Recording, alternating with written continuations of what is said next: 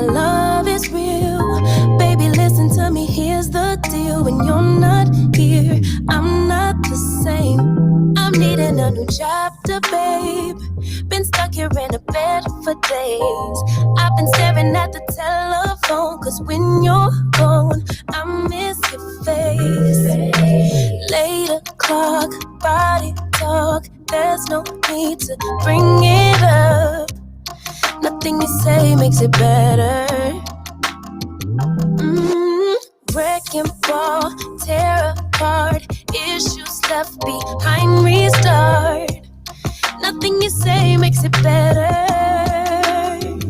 Hey, bring it right back to me, baby. No, we've been here before. Give me the real this time. No cap, no lies. It's our encore. Bring it right back to me, baby. I know my heart wants more. Give me the good this time. No cap, no lies. It's our encore. I never wanna give you up. I know we've been through way too much, but I'm confident we'll make it through. I'm here for you. You're not by yourself. 8 o'clock, body talk. There's no need to bring it up.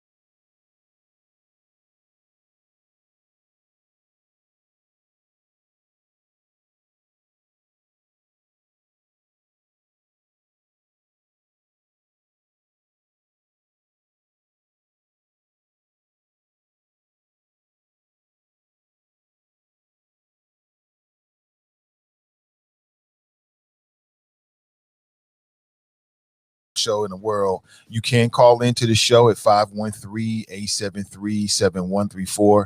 Always welcome to do that.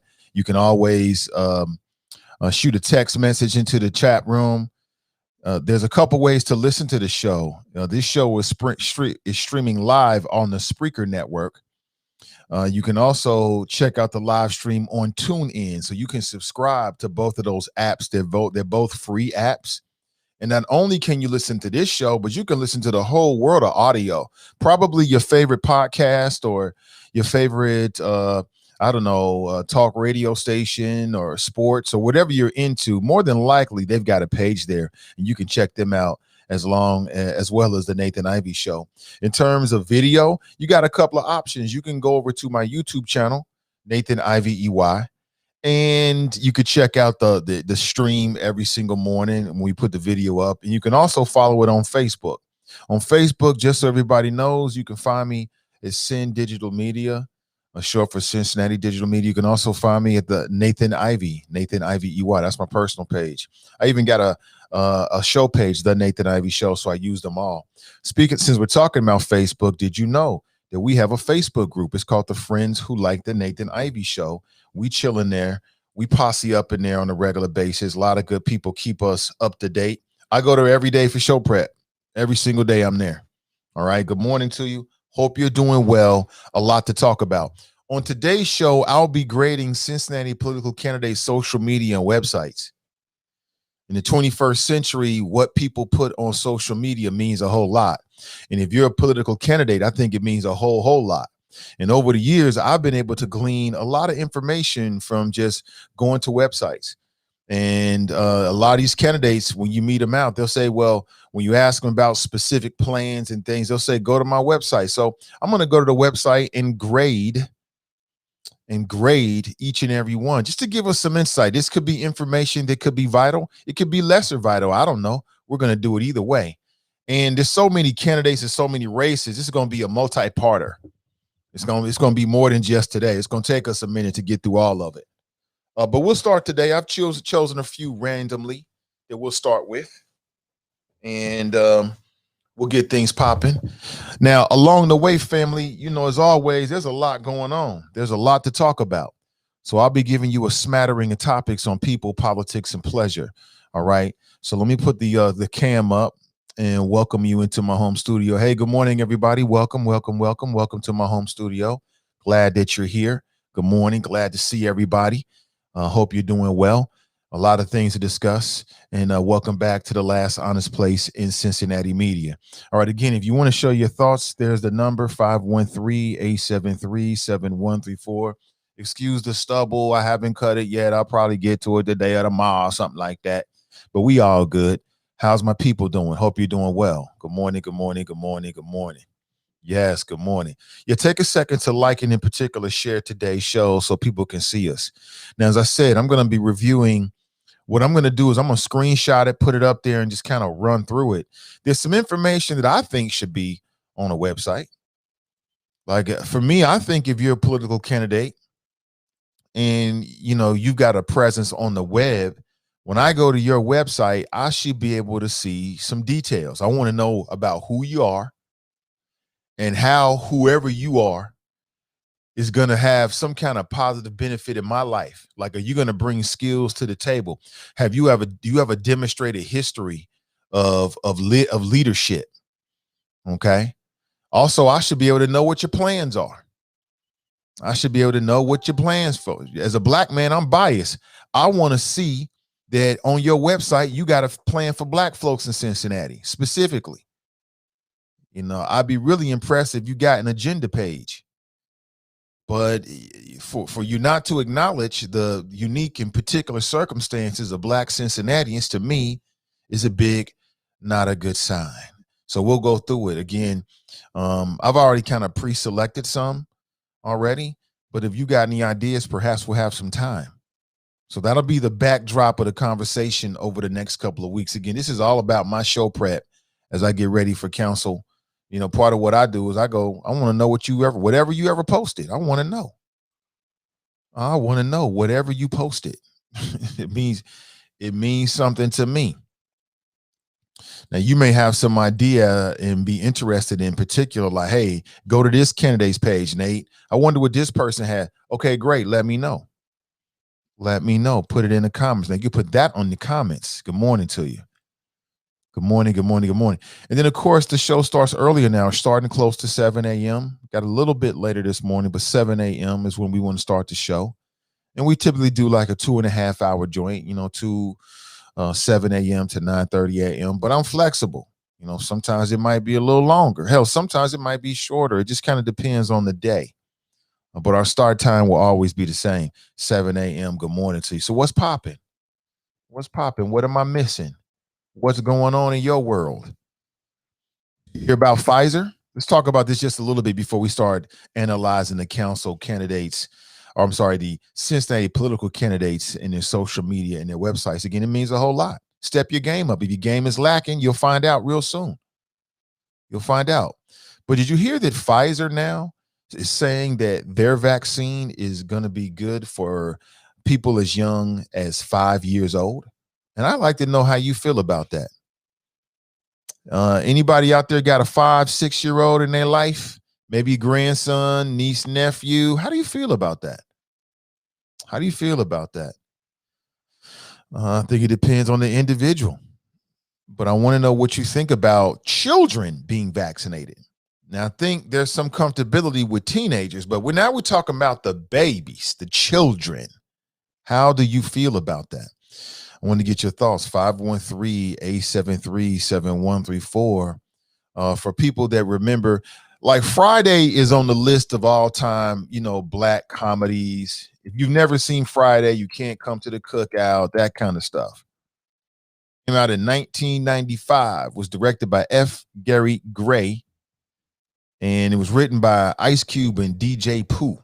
Remember that? It's Friday, and Craig has just gotten fired for stealing cardboard boxes. He got fired on his off day.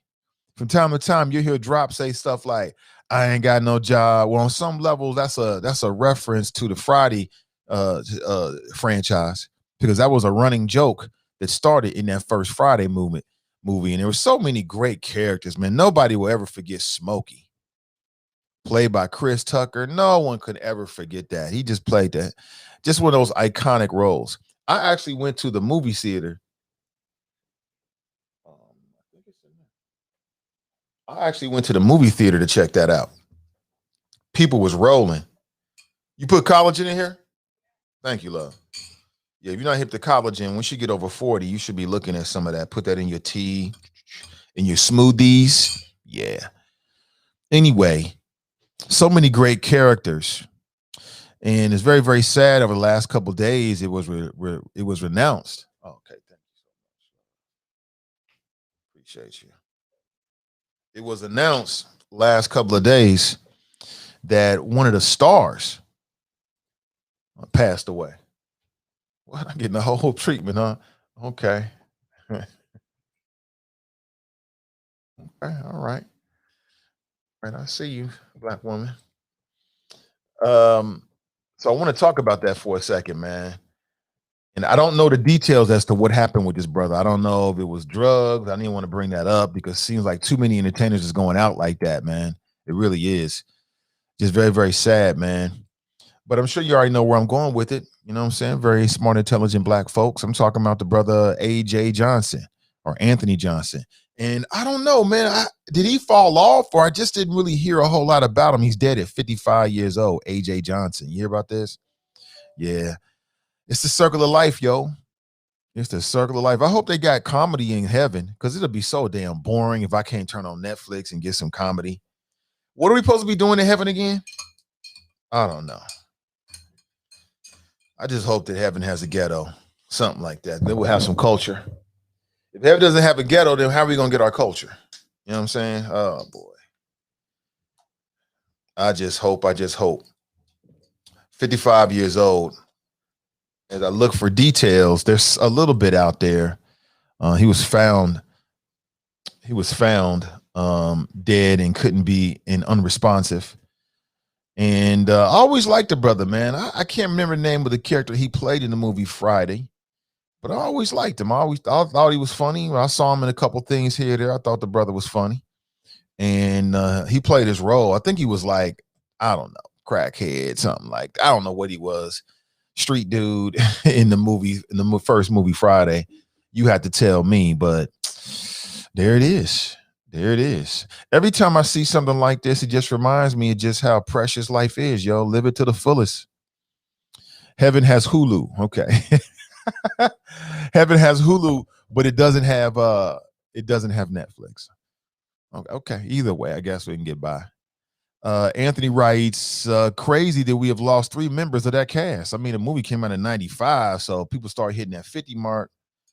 People in different levels of healthiness and fitness, it is what it is. Anthony writes, Ezel, right. I wanted you to tell me. Brandy writes, he played Ezel the crackhead. Yeah. We don't make those kind of movies. It's not fun. It's not politically correct to make fun of crackheads anymore, but there was a time when you get away with it.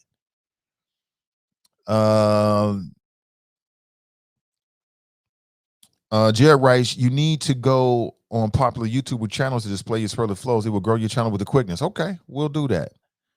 Like as a guest, like reaching out. You know what? I thought about that. I think you're right about that. Appreciate you. Hashtag Team and I. What's up with you, Jared? Appreciate you, brother. Always. Absolutely. Casey writes, Grand Risings, Nathan and the Chopper, sending positive, powerful vibrations to everyone. Good morning to you. Dale writes, y'all, Haiti is a messed up situation that requires immediate addressing by the administration. I would say so. Alfred writes, what's up, Alfred Beasley? Now, let me tell you a quick story, y'all. Y'all may not know this.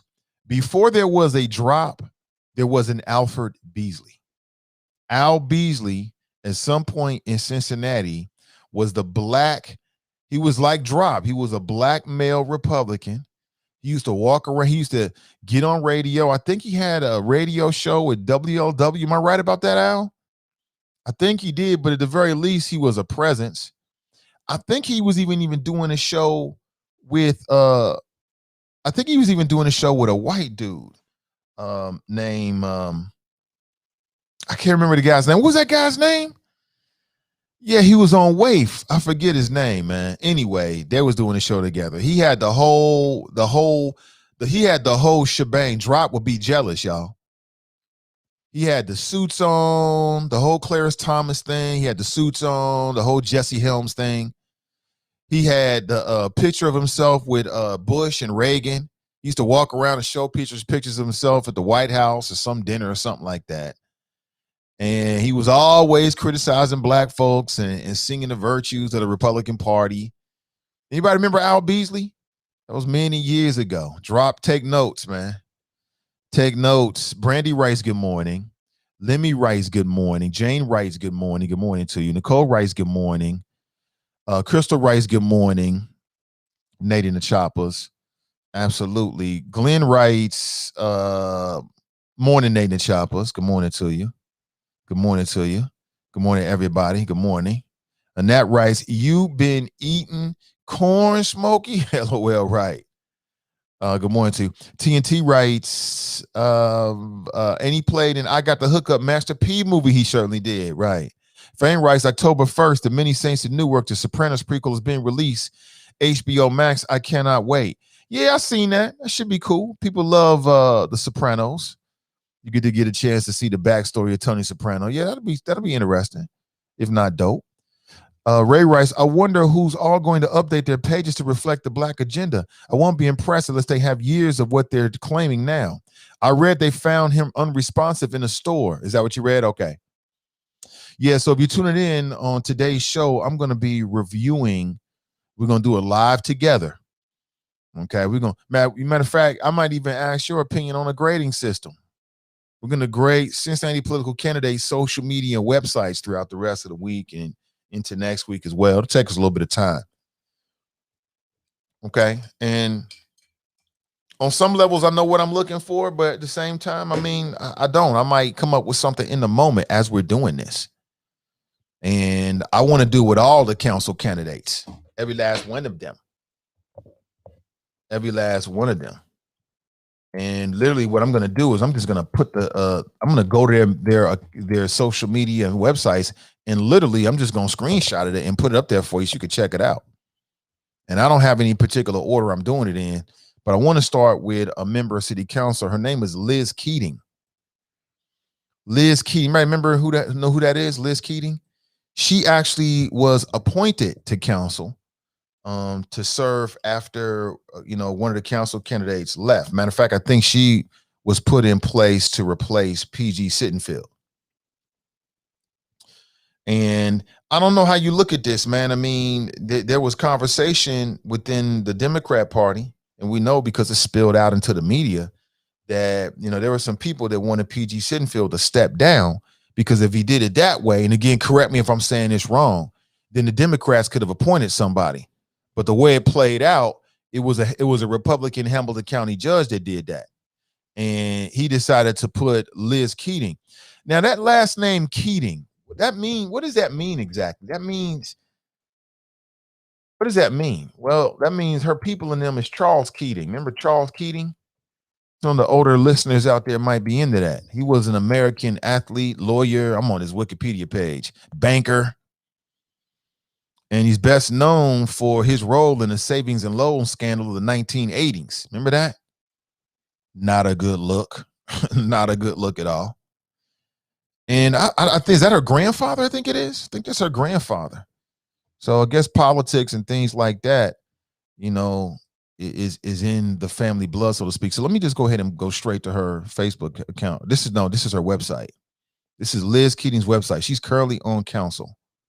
And you can see above the fold right there. In no way is this intended to be a promotion, because we don't do promotions, but I'm doing this as a resource for the community.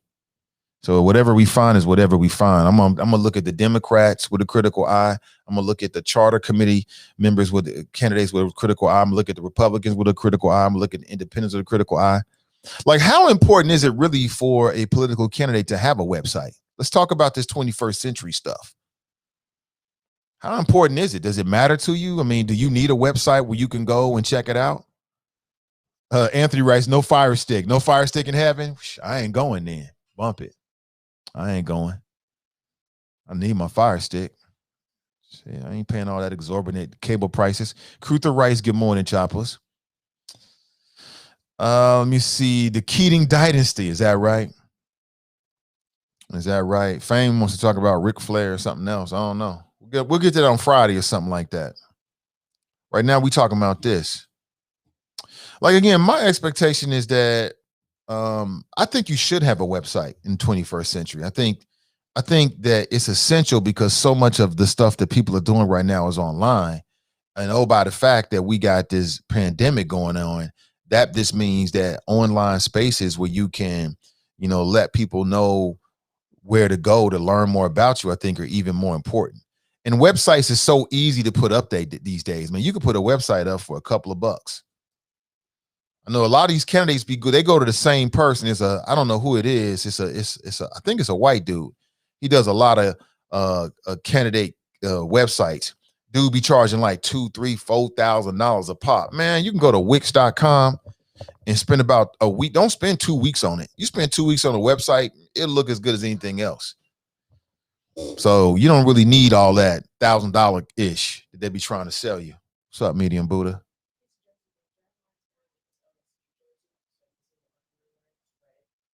Do you have to participate in Jersey Day? Oh, okay. All right. We'll have to get you a jersey then. It says Black Girls Rocks or something like that. Okay. All right. Cool. Cool. Let's make Cincinnati better for the next generation. This is above the fold on Liz Keating's website. This is our campaign website. You see at the very top, they got the menu bar, about, get involved, upcoming events, contact us. Now, with a lot of these council candidates, they'll have something that reads values or issues or something like that, because when you're a constituent, that's the number one information you want to get. You want to know where they stand on the issue. So let's take a look at this right here. That's Liz Keating right there. Let me see if this is showing for you. You can check this out. Matter of fact, let's put me on the screen. Yeah, there we go. There it is. That's Liz Keating. The greatest gift life has to offer is the opportunity to work hard at work worth doing. Um, that's an okay quote. I'm not gonna get that deep. I'm not know what the hell that really means, but okay. The greatest gift. So I guess she's trying to say she's a servant leader. Is that what she's trying to say? Then just say I'm a servant leader. Then all this goobly got with all this Theodore Roosevelt. Okay. Wasn't he a great Democrat? Meet Liz. I'm a fifth generation Cincinnati. I grew up here, attended Kilgore School, Cardinal Preseli, and St. Ursula Academy. Competing for the Cincinnati Marlins, blah, blah, blah, blah. I have worked for Centos as a healthcare consultant, UC Health as an engagement strategist, and I'm currently the marketing director for the Jim Stengel Company. What's the Jim Stengel Company? What do they do? My breadth of business experience provides me with a unique perspective to work effectively with our business leaders to create jobs and spur much needed economic growth. Okay. Volunteer for numerous organizations, Cincinnati Cancer Center, FBI, Cincinnati alumni. I'm gonna read this right. We're gonna go through this together. Crosstown shootout, professional, blah blah blah blah blah. MLB. I'm a member of the Cincinnati USA Regional Chamber. C. Jane. They live in Hyde Park with their daughter. Okay. Her husband's name is Jonathan. We need leaders to focus on people and solutions rather than on personal agendas and political points. I'm not interested in politics as usual. And that makes me a lousy politician. I'm okay with that. Bring your voice is more important. Okay. And then follow the campaign. Let's look at, okay, so what I'm concerned here off the top is I don't know, other than a little bio about Liz, I don't know what she stands for. Like, I don't know. Let's look at get involved. Okay, so if you want to get involved, because that's very important. Upcoming events, there's nothing here. There's no upcoming events for Liz Keating whatsoever. Contact us. Like, somebody share this in the greater Cincinnati politics page, because that's when, you know, white folks will see it. Let's be honest. The whites are there. I'm having fun. I mean, donate securely. Okay, so I must have missed it here. Yellow and black, just so you know, it's like the colors do matter. Like yellow and black, that's a color combination that really stands out in the human brain. So you see a lot of people using yellow and black. She don't seem like a yellow and black kind of person to me, but okay. I mean, Liz, somebody on Twitter tag Liz and tell her we talking about her. I'll do it myself. There's nothing here. Wait a minute, I must have missed something. Let's go back to the homepage here. I must have missed something. Okay. Okay, that's a really quick first page. So there's nothing here that tells us about where Liz stands on any other issues. There's nothing here about affordable housing. There's nothing here about homicides. There's nothing here about black folks, let alone a black agenda. The only thing black on here is the color black on the background of her head drop, of the header, and also the font color. But beyond that, if I went to this website, I don't learn anything about Liz. I have no idea where she stands on any of the issues whatsoever. Zero. This just who working with Liz Keating? I mean, come on, y'all. Y'all needs to do better. You can do a lot better. I mean, if I'm a candidate, if I'm a constituent, what are we, 30, 40 days away from the election? I come to your website to try to learn more about you. There's nothing here. There's nothing here. What it is, hell? There's no issues, nothing like that. Not a smart move in my opinion, but let's go to her Twitter page and see what she got over here. Okay, consistent with the branding. Thank you. Wait, it looked like she spoke or something. What was happening here? Oh, Veterans Day. It's 30 miles. So somebody is up because 36 minutes ago she posted this. If her 2-year hiatus, honor flight is back. Veterans. Okay, she's connected herself with the veterans. I see. Campaign snack for the win. She retweeted something from Jan Michelle Lemon Kearney. Okay, 17 hours ago, city administration it's going to found money to found the creation of a Boys and Girls Club in Roe Hill. Okay, that's cool. All right, not a whole lot there on the old Twitter. Let's see what's up with Facebook. Consistent branding, but that's easy. She should put like a yellow and black border around her profile pic if it were me. Oh, okay, she's standing next to Greg Landsman. I'll be honest with you, man. I know that's like the move du jour for political candidates, and maybe I'm missing something, but I see more of this where you got candidates and they're posting pictures of themselves standing next to other candidates, and I'm like, what am I supposed to do with that? I don't give a damn about who you standing next to. What how do you feel about these critical issues? Where is your stance on the kitchen table? Is your how you gonna build black wealth? How you gonna deal with the homicide rate? What are the ideas, that the values that you really care about? This is another one. Cute pictures. I don't know. Again, I don't work in politics like that. I'm just telling you my reaction. But I guess cute pictures go a long way, because I see a lot of candidates doing this. Cute pictures with babies and campaign staff, but I don't. Okay, this is just Otay. Okay, she's there with Gallon. Okay, that's great, spectacular, special. It's so special. Let's go to her Instagram page and see what she got over there. Anything useful? Nope. Nope. Nothing useful. Oh, she took a picture with Lincoln Ware. Oh, that's valuable. Got to take a picture with Lincoln Ware, because that means you love black people, right? Uh-huh. There we go. I don't know. I mean, I think I need to come up with a more concrete one. But if I was grading, like in terms of a constituent trying to get information about Liz, her website is a F, 100%. There's nothing here. It's a waste of my damn time. Actually, I'm leaving this spot. I'm going somewhere else. I don't want to be there nowhere. There's nothing there. A memo to Liz and her staff. Why even have a website? I guess it's a portal for donations, but it should be a portal for information. You know, everybody want to create a portal so you can get that cash, but why should I donate to your candidate, your campaign? There's nothing there. There's nothing there at all. Ridiculous, man. Ridiculous. But I guess somebody's getting paid to be a webmaster, so I guess she's helping the local economy.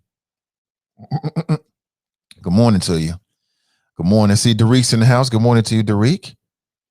Good morning, good morning, good morning. Tanika writes, good morning, Nate and the Choppers. Good morning to you. I'm doing this as a service for the community, just approaching it from a different angle. Others will follow my lead.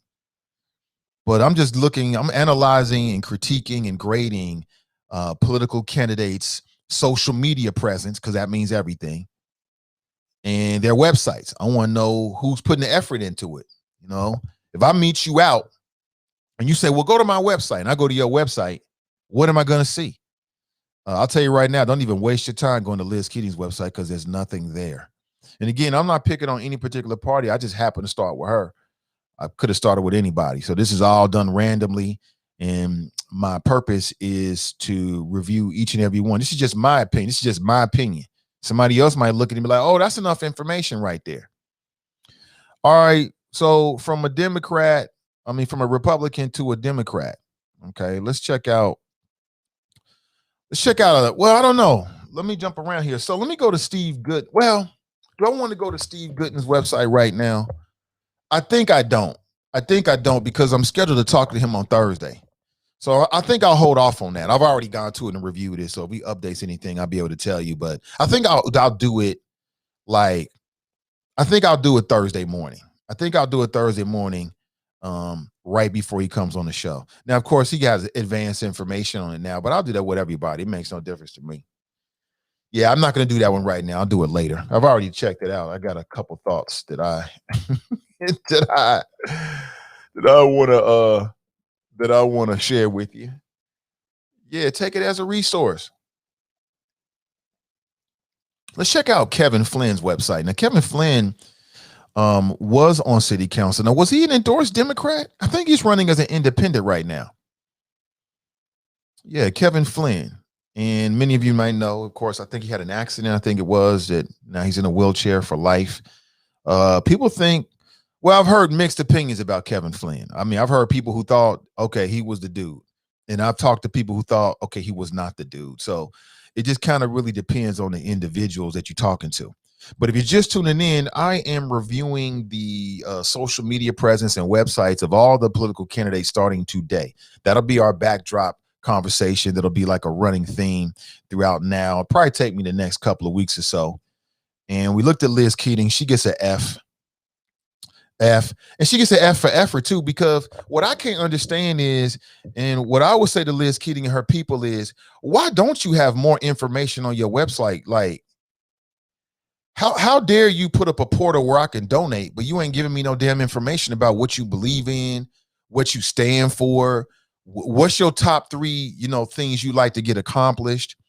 What are some ideas that either you support or that you want to bring to the table?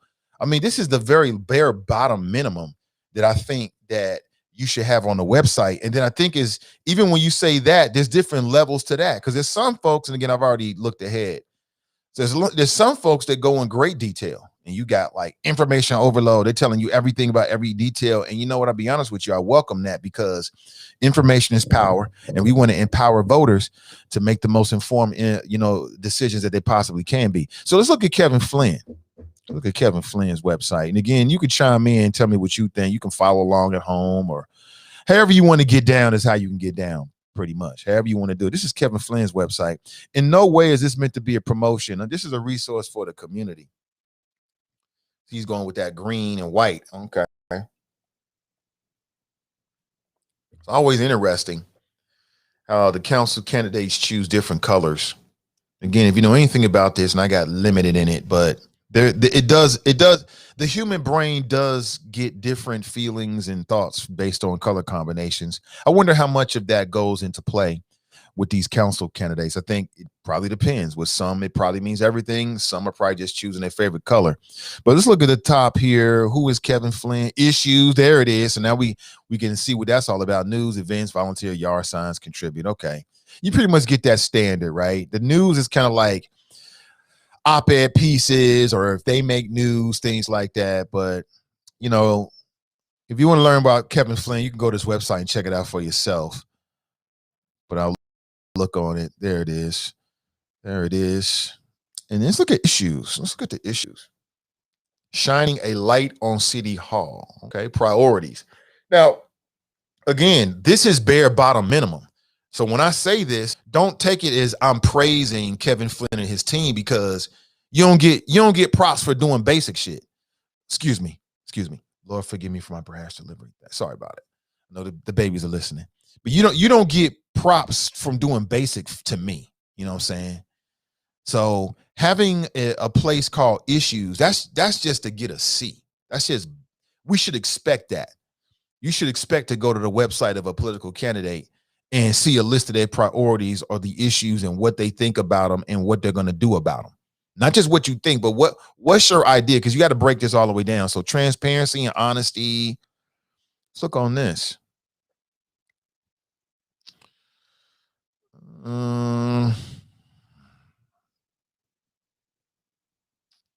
In my previous term, I brought the audit function back to council. The internal audit department, along with the city's then newly formed data analytics department, regularly reported to the city's rules and audit committee that I chaired. Okay. So, I mean, essentially, this reads to let you know that Kevin Flynn is a dude that believes in transparency and open government, which, for some people, I think corruption might be a campaign issue. So you're going to see a lot of the candidates for council are going to be speaking to that, because they feel like it's easy. Number one, it's easy to say, well, I wasn't arrested by the feds. That's easy. And it's an easy thing to run on, which a lot of people, everybody agrees. We want honesty and anti-corruption measures put in place and transparency. We want all that. Public safety. What is my number one budget priority? Making sure that our police and fire are adequately staffed, equipped, and funded. Yeah, I hear that from a lot of candidates, but you know what? Everybody's going to do that. I don't care who isn't going to properly do that. What council candidate doesn't believe in making sure that our emergency services are adequately staffed, equipped, and funded? I'm wondering if he's also sending a message about, like, I'm not with the defund the police kind of thing. I don't know if he's trying to do that on a subtle level. I'm not really sure. Let me see. Well, I served as vice chair of the Law and Public Safety Committee. The police instituted their first body camera program. Okay, was that because of something he did, or was he just on the Law and Public Safety Committee? I attended at my own expense the International Associated Police Chiefs Convention with a delegation for the Cincinnati Police Department, oh boy, to determine which type of body cameras to purchase for the city. Okay, so he went on a road trip. Okay, interesting. Yeah, if you're just tuning in, I'm on Kevin Flynn's website. He is a member. Well, he's a candidate for city council. He used to be a member.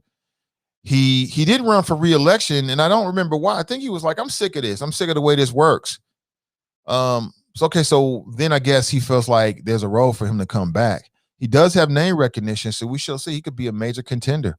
He could get on council. We never know. Property tax incentives. You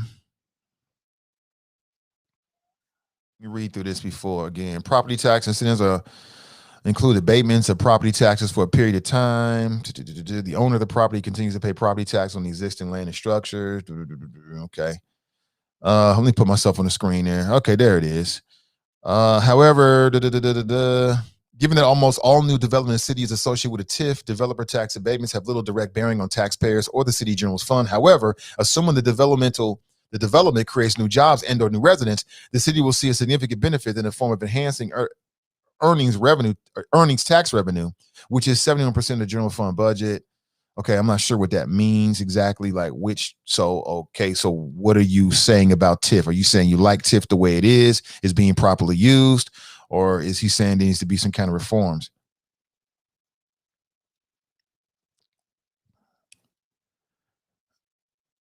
Okay, so there's some question marks there. So, as I'm looking at the priorities, they seem to be, I don't know, they seem to me to be very general, overarching priorities, which maybe they should be. I'm looking for a little bit more detail. I don't know. You tell me.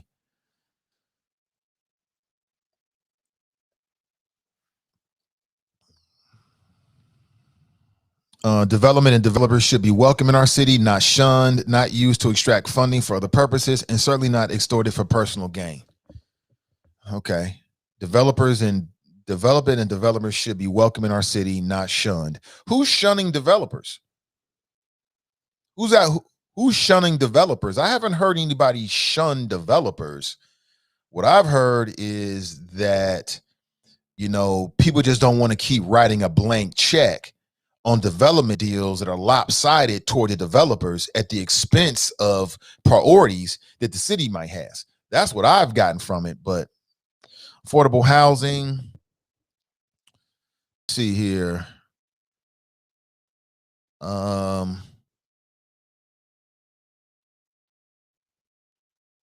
city cannot ignore this issue. See this, on some levels, you go here and what he's telling you is he's giving you like a breakdown and a history of what's the affordable. He's defining what affordable housing is in the city.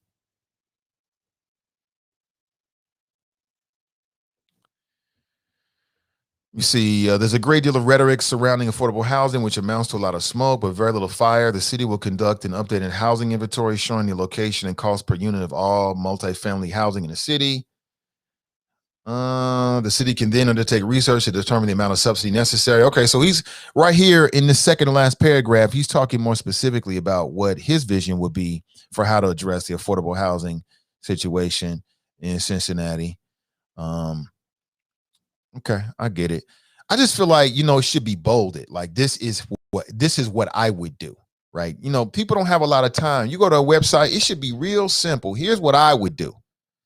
Okay. I appreciate you explaining the scenario and how we got here. I think, okay, that's a resource. But I want to know specifically, where do you stand? I want it to be nice and easy, big and bold. This is what I believe. This is where I stand. Here's what I'm going to do, quite honestly, because we're not looking for council candidates to get on council and then pontificate. We don't need that. We beyond rhetoric. I want to know what the action plan is and what exactly you're going to do. Okay. I want to know what you've done because that'll give me an indication of what you might do. But I want to know what you're going to do when you get on city council, which is a little different than what you believe in. That's important. But I want to know what those action steps are. You know what I'm saying? I want to know what those action steps are. I want to know exactly what energy, what direction you're going to be pushing in. Not to say, because again, they're going to be 1 of 9. Not to say that every idea they have is going to be introduced in the council and council going to vote for it, is going to pass. But I want to know, what direction in terms of your energy that you're going to be pushing in. As a Black person in Cincinnati, as I read through here, I ain't nothing in these issues that speak directly to the particular and unique circumstances of African Americans or Black folks, or however you want to look at it. I don't see anything about that in his plan. In no way am I trying to say that means that Kevin Flynn is anti-Black or anything like that. I'm just saying, it just seems to me like, again, these council candidates, they come up with these plans and they forget about us. They forget about the unique circumstances that got us here in Black Cincinnati. Maybe it's not a Black agenda, but nothing whatsoever. Let me see.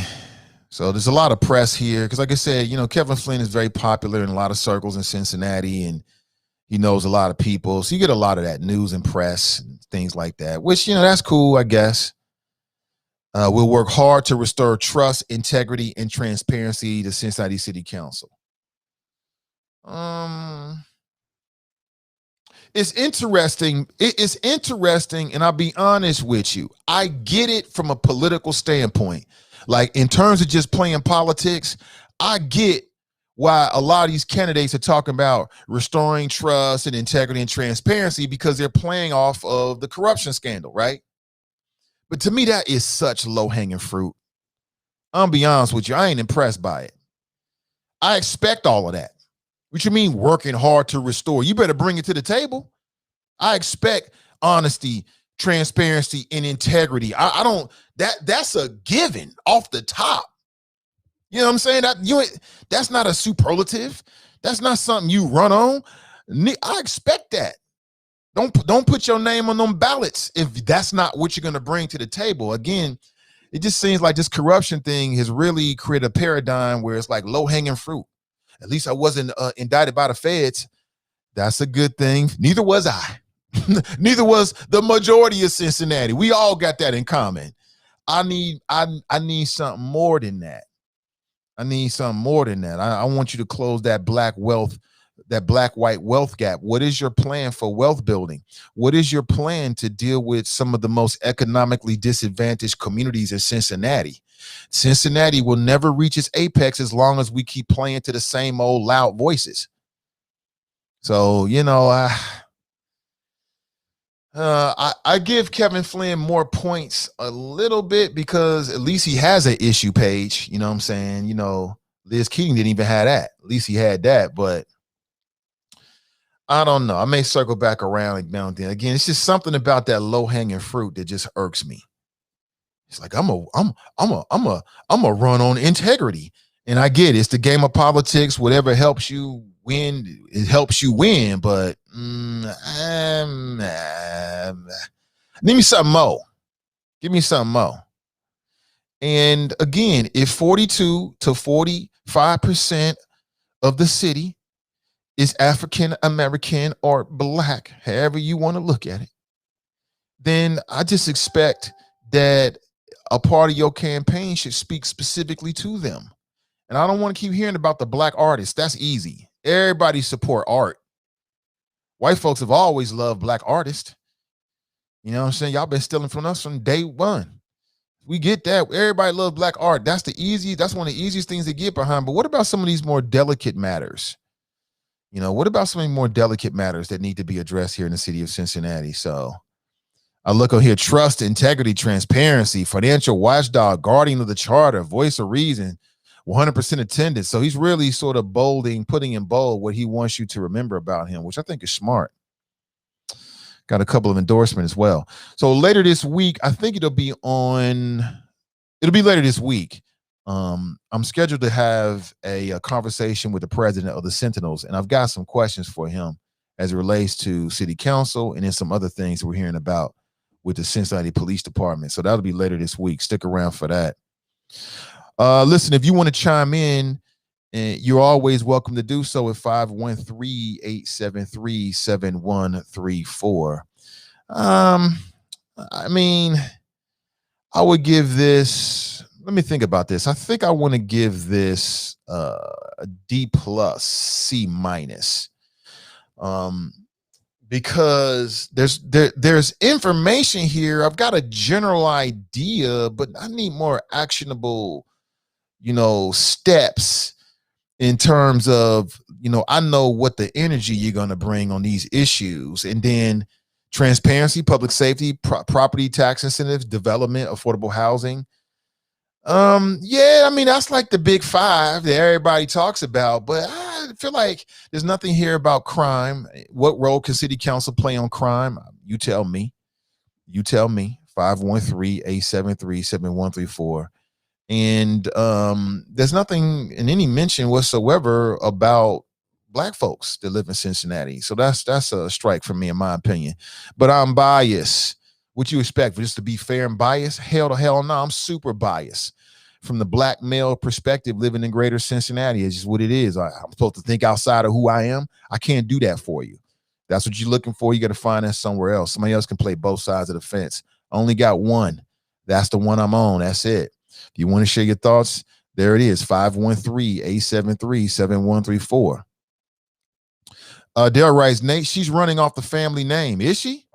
Yeah, but granddad robbed a bunch of people, didn't he? Well, anybody know the details on the Keating thing? I don't know all the details. I remember it vaguely. I was alive. I know it was a scandal. I know that. People lost their money. Derek writes, Liz is endorsed by the charter. Well, you need to work with her, Derek, on her website, because it is right now, it is not enough. She gets a big old F on there because ain't nothing there, bro. You go to her website, there's no information there whatsoever. Ain't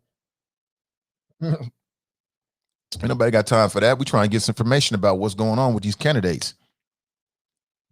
Maxine writes, I'm still trying to become more political. Will you listen to the right show if you live in Cincinnati? Tap into what we're doing here on a regular basis. We'll get you there. Between myself and the choppers, most definitely. We will get you there. Kevin is endorsed by the charter as well. Okay, that's great. That's great.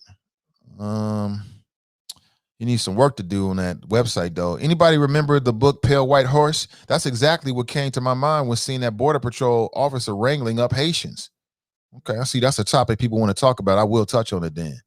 Charles writes, first Flynn stood up for Cincinnati. Now he's shining a light on City Hall. I wonder if he's running off the recent scandals down in City Hall. Of course he is. Yeah, of course he is. Again, to me, that don't impress me. I'm not impressed by people running against the scandal, the corruption, because I expect for you to be honest. I expect for you to push for transparency. I expect for you to learn. After what we saw with the Gang of Five, the text messages, I expect for you to not do the same thing they did. That's borderline. That's walking in the door. That's like, I own a bar or I own an establishment. I expect for you to have on shoes and socks and a shirt. That's basic. You don't get no points for that. Sick and tired of it. There's too many other issues out here that we need champions for other than truth and integrity. We got that. Because you got to remember, the vast majority of Cincinnatians have not been indicted by the feds for anything. So we already there. All of us already on that level. You know what I'm saying? We already there. So you don't get no points because you're going to be honest. I expect that. Wise people learn from other people's mistakes. I don't expect anybody in council in the near future to make the same mistake of getting at least 5 people on a text messaging thread. I don't expect that.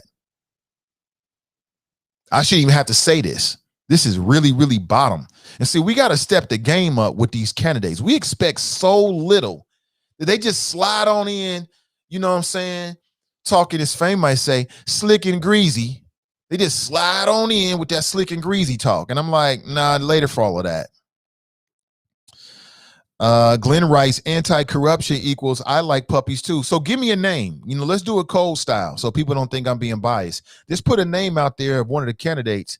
I'll go to their website and their social media, and then we'll take a look at it together. All right, and we'll grade it this morning. You tell me what you think. Jerome writes, good morning, Nate and the Mighty Choppers. No! People might hate me right now, but if they smart, it'll make you stronger. It'll make you better. We'll see. Nat writes, tired of pro-white candidates. We need unapologetic pro-black candidates, and Keating and Flynn are the former.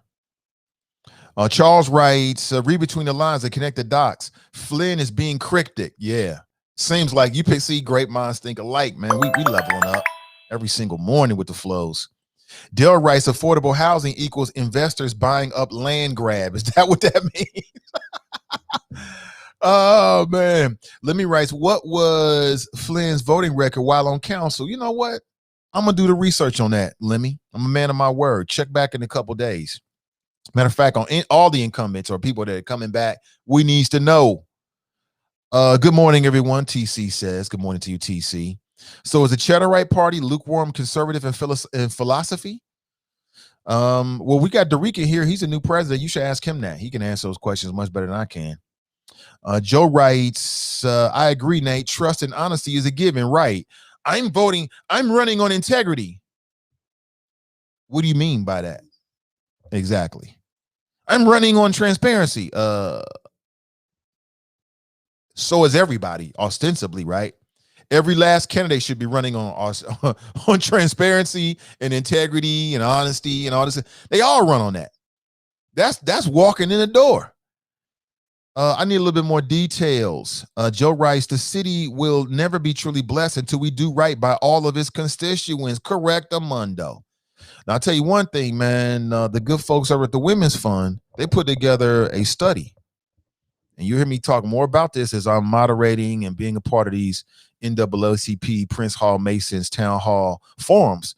And what they found is that Black women are the highest demographic that's making less than $15.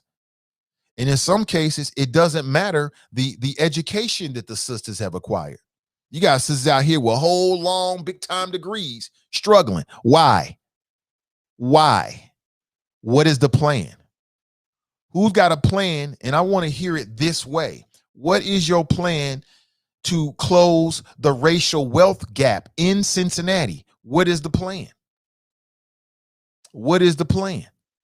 Why is that a bad thing to ask that question? It must be because I don't see enough people on their websites talking about it. Here's what it just can't be an issue for us. It's got to be an issue that Cincinnati's going to deal with. It's delicate because it's race involved. We get it. It's delicate. But you can't deal with an issue unless you first define it as an issue. That's just me. So give me a name and we'll go to their website and social media and we'll check it out. I'll be doing this throughout the next couple of weeks. I'm gonna hit the mayors. I'm gonna hit 2 mayoral candidates. We're gonna hit all the council candidates, and I mean all of them. And we're gonna hit all the school board candidates, and I mean all of them. Okay, I want to get a sense of what you saying. And I've asked some of these people, like, okay, I've challenged them, like, where's the Black agenda, or where's your plan specifically for Cincinnati? We're gonna work on one, Nate. Okay, great. Well, we go circle back around and see. I just want to see what you got. Let me write, gentrification will change the voting demographics of Cincinnati. Pay attention. So council will reflect the Cincinnati business. Jared writes, to me, a lot of it is not about who's corrupt, but who knows who in Cincinnati. Well, that's everywhere, man. It's all about who you know, not what you know. It's who you know. Let me write, too many Blacks running for council. Good luck. Too many? I don't think so. The Democrats, for the first time, have a majority Black slate. They've endorsed 9 people. 6 of them are African American or Black. It's worth saying. They're worth saying. As I understand it was done with intentionality, because you got the people behind it that are looking to have a council that's more reflective of the city. I'm with it.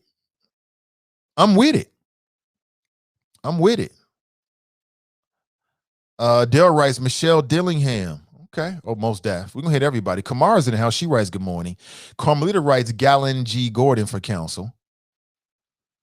Let me see. Lemmy writes, we must do better. Should have meeting put up best 4 black candidates to get best outcomes.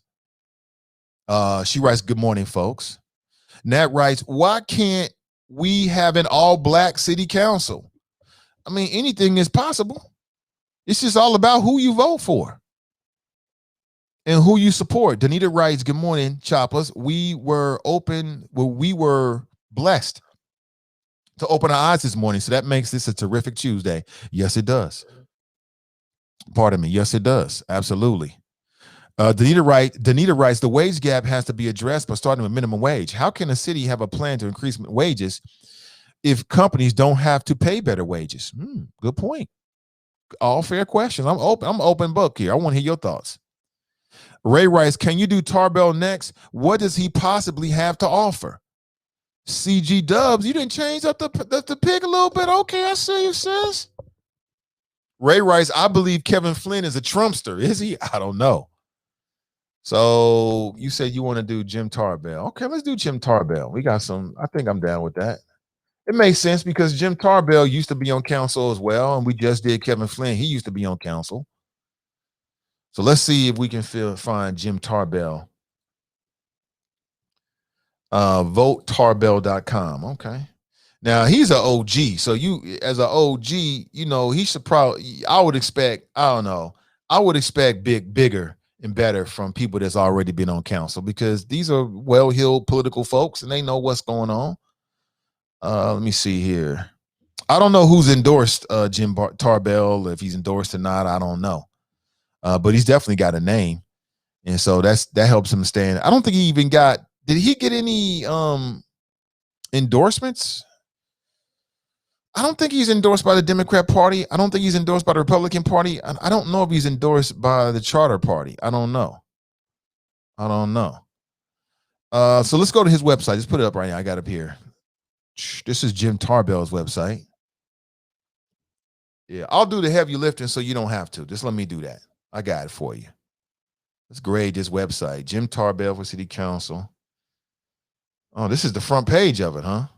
It almost looks like some people put their resume straight on their website, right? That's what it looks like. It looks like a resume.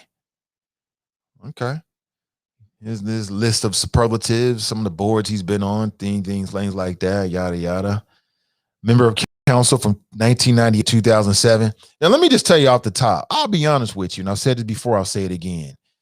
Anybody can whoever gets the signatures to get on the ballot, I mean, great for them. You know what I'm saying? Great for you. But I'll be honest with you, I'm biased. I'm not saying I'm necessarily not going to vote for somebody. I'm just telling you I'm biased. I'm biased toward new, fresh faces. Man, these also rans, these ran agains, these retreads, it's like, I mean, you can make an argument that having experience is great, to have some wisdom in the council chambers and all that kind of stuff. But it's like, been there, done that. You know what I'm saying? I already know what that's all about. I ain't really impressed. I will say home and op-ed, more news, donating contact. What the hell is this? What is this? Jim Tarbell is not an op-ed about Jim. So somebody wrote this about Jim. Jim Tarbell is not a conventional politician. In fact, most political consultants will say he breaks all the rules for becoming a politician. The first broken rule is a lot of money, so he doesn't raise a lot of money. Second broken rule, become adept at political speech and calculus. Third broken rule, okay, so, Jim plays the harmonica. That's helpful. Look at this. What the hell?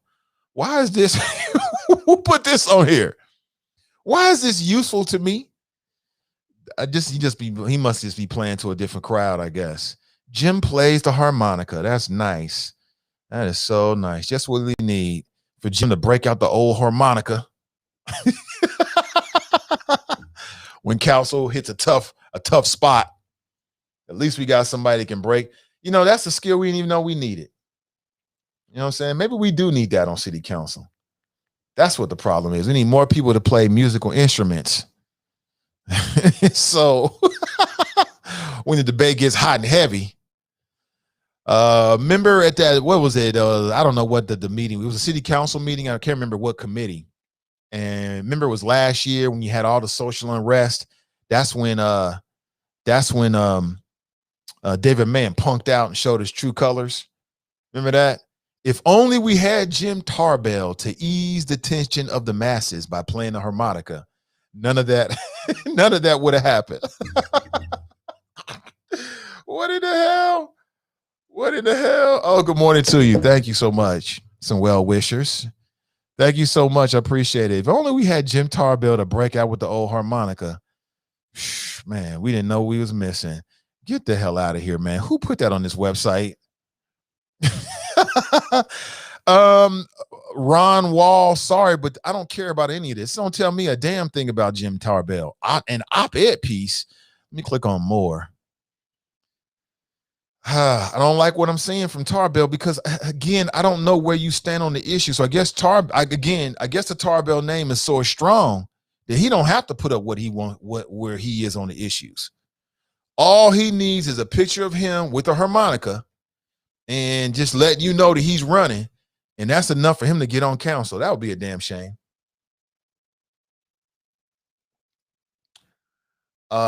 Jim has been, this website tells me that Jim is 100% running on name recognition. 100%.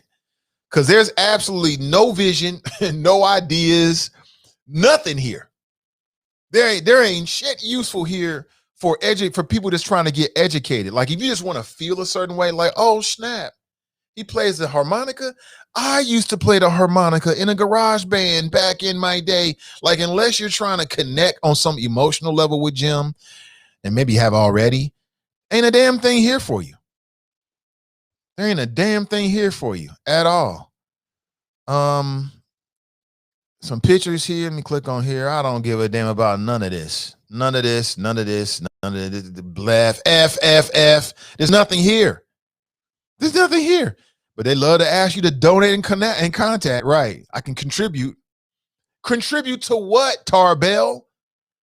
I'm supposed to get this to you just because what? Because you got a name? I guess we'll see if it works. We'll see if it works. I mean, I guess that's the power of name recognition. F in my book. Can't roll with none of that. None of that. Ain't a damn thing there to tell me anything about any of the most relevant and pertinent issues at all. Much less about Black Cincinnati. There's nothing there about Cincinnati. It's just all about him.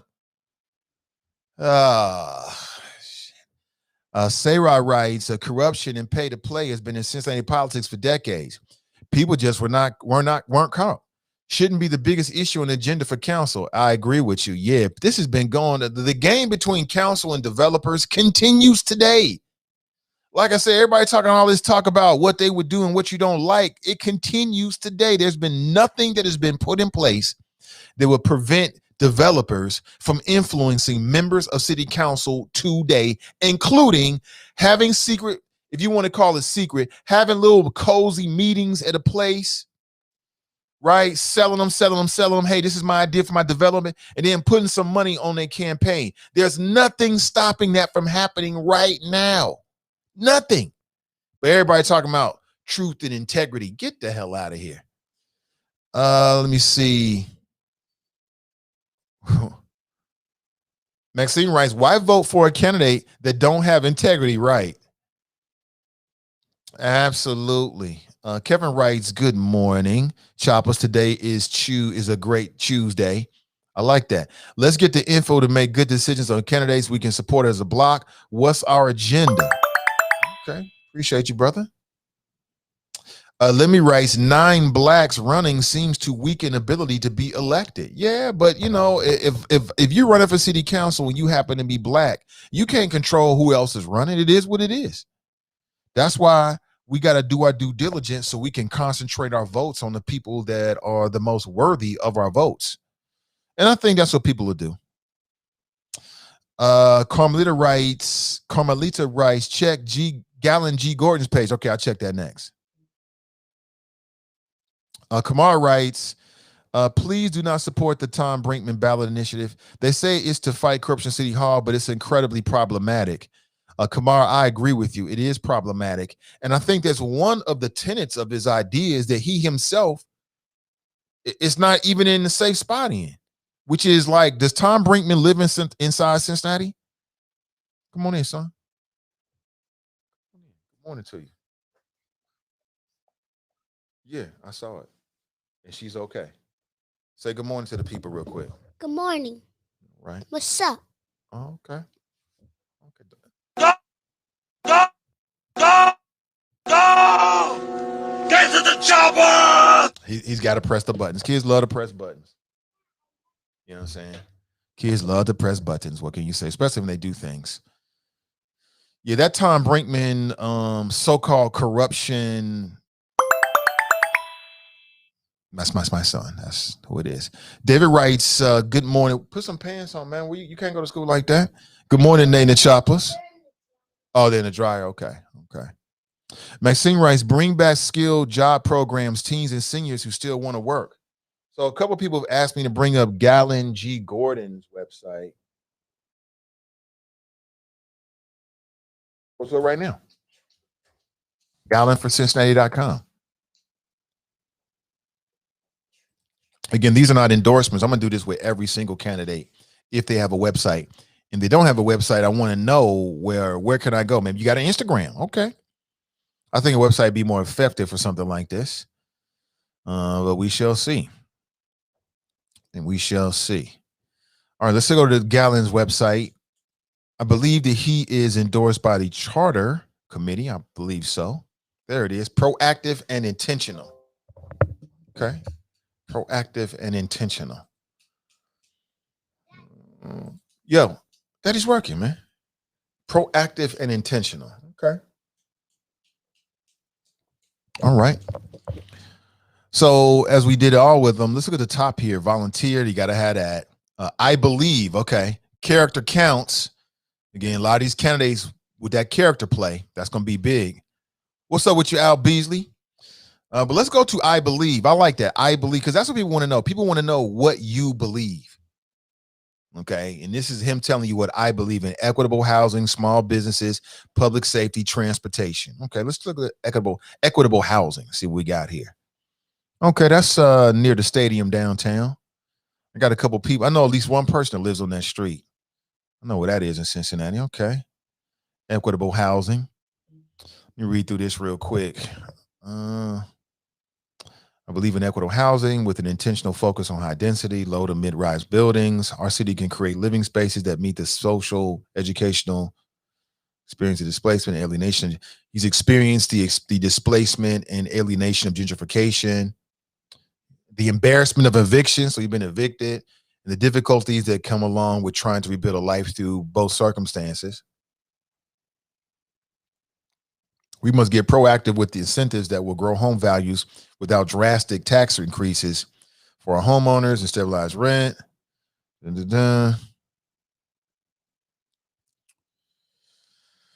Okay, so here are a few intentional steps we can make to impact housing in our city. Provide an optional tax incentive program for market rate landlords to hold rents for 3 to 5 years. Provide a tax credit for homeowners who maintain primary residences. Require community council engagement for any projects requested by city funds approval. Okay. I got a sense of what he's trying to do here. Well, one thing I do like is I like the way he put intentional steps. Because, I mean, as a voter, that's what you're looking for. I have none of these folks on city council as an individual can do a damn thing. All they can do is step in the right direction, right? Hold true to what they said during the campaign, and maybe they can be a part of a majority block that can actually get it done. Okay. All right. Okay. Equitable housing. Let's look at small businesses. I know a lot of small business owners out here in the city of Cincinnati. And does he make a distinction between Black-owned businesses? Is there any difference? I believe in small business. Entrepreneurs and small business owners are important anchors. real estate. It's time for council member with an entrepreneurial mindset. Okay. Okay. Our restructured city council needs to be intentional about supporting creating career opportunities for innovators and builders. My plan includes support and promote funding that helps neighborhoods buy back their blocks to create viable business districts. So would that be like so what would that be, like a fund? Support and promote funding that helps from neighborhoods. So what would that be? What exactly would that be? Champion local chambers and business district alliances to nurture current businesses with resources to grow. Okay, I mean, everybody's going to do that. Assist organizations that focus on sustaining minority-owned businesses with training and development support. So is he talking about mortar? Is that what that means? I think everybody's going to support mortar. Most people anyway. Okay. So my question there would be what new ideas? Are there any other organizations in Cincinnati that are doing that work that either need funding or need sunlight? Work with neighborhood community council leadership to learn how we can easily fill voice in each business. Okay. Connecting with and putting in place agencies that are experts in these fields. Okay. I mean, I again, this is what I'm looking for. When I go to a council, a political candidate's website, I want to know what you believe in. I want to know, how do you feel about the hot button issues, the kitchen table issues? You know what I'm saying? Are you somebody that is going to come up with and also be a part of the energy that's going to build wealth for me and mine? Or are you someone who is going to push in the right direction to keep my street safe? Okay. Everybody's going to take care of the basic services. Everybody's going to do that. Those last, it wasn't the strongest points. I mean, I could see anybody and everybody doing that, but I like to know more about the specifics. Public safety. Let's look at public safety here. Brother looks sharp right there. I believe in public safety. I have an African-American man. My feelings. I struggle with the authority or even respect for the uniform, but a point of conflict. It's interesting he used the term African-American, not black. Not sure if that's a big deal or not, but every word matters. People can do what they want to do with that. You out the door, babe? All right, be safe. Be safe, black woman. It probably is, man. It probably is. Okay, I'll get it later. My son's got this. Okay, wife's like, it's not about public safety. If you're just tuning in, I am reviewing Cincinnati candidates' websites and social media. Our city right now, I'm doing Gallon G. Gordon. For city have grown from past mistakes. Department of full pressure of the women who sacrifice daily. Empower our public safety employees and liaisons to remain visible in our neighborhoods. Empower our public safety employees. So what does that mean? More money for cops? Increase support and dialogue to combine efforts of our public. Somebody tag Gallon on this because I want the candidates to hear all of this. Increase support and dialogue to combine efforts of our public safety and mental health services.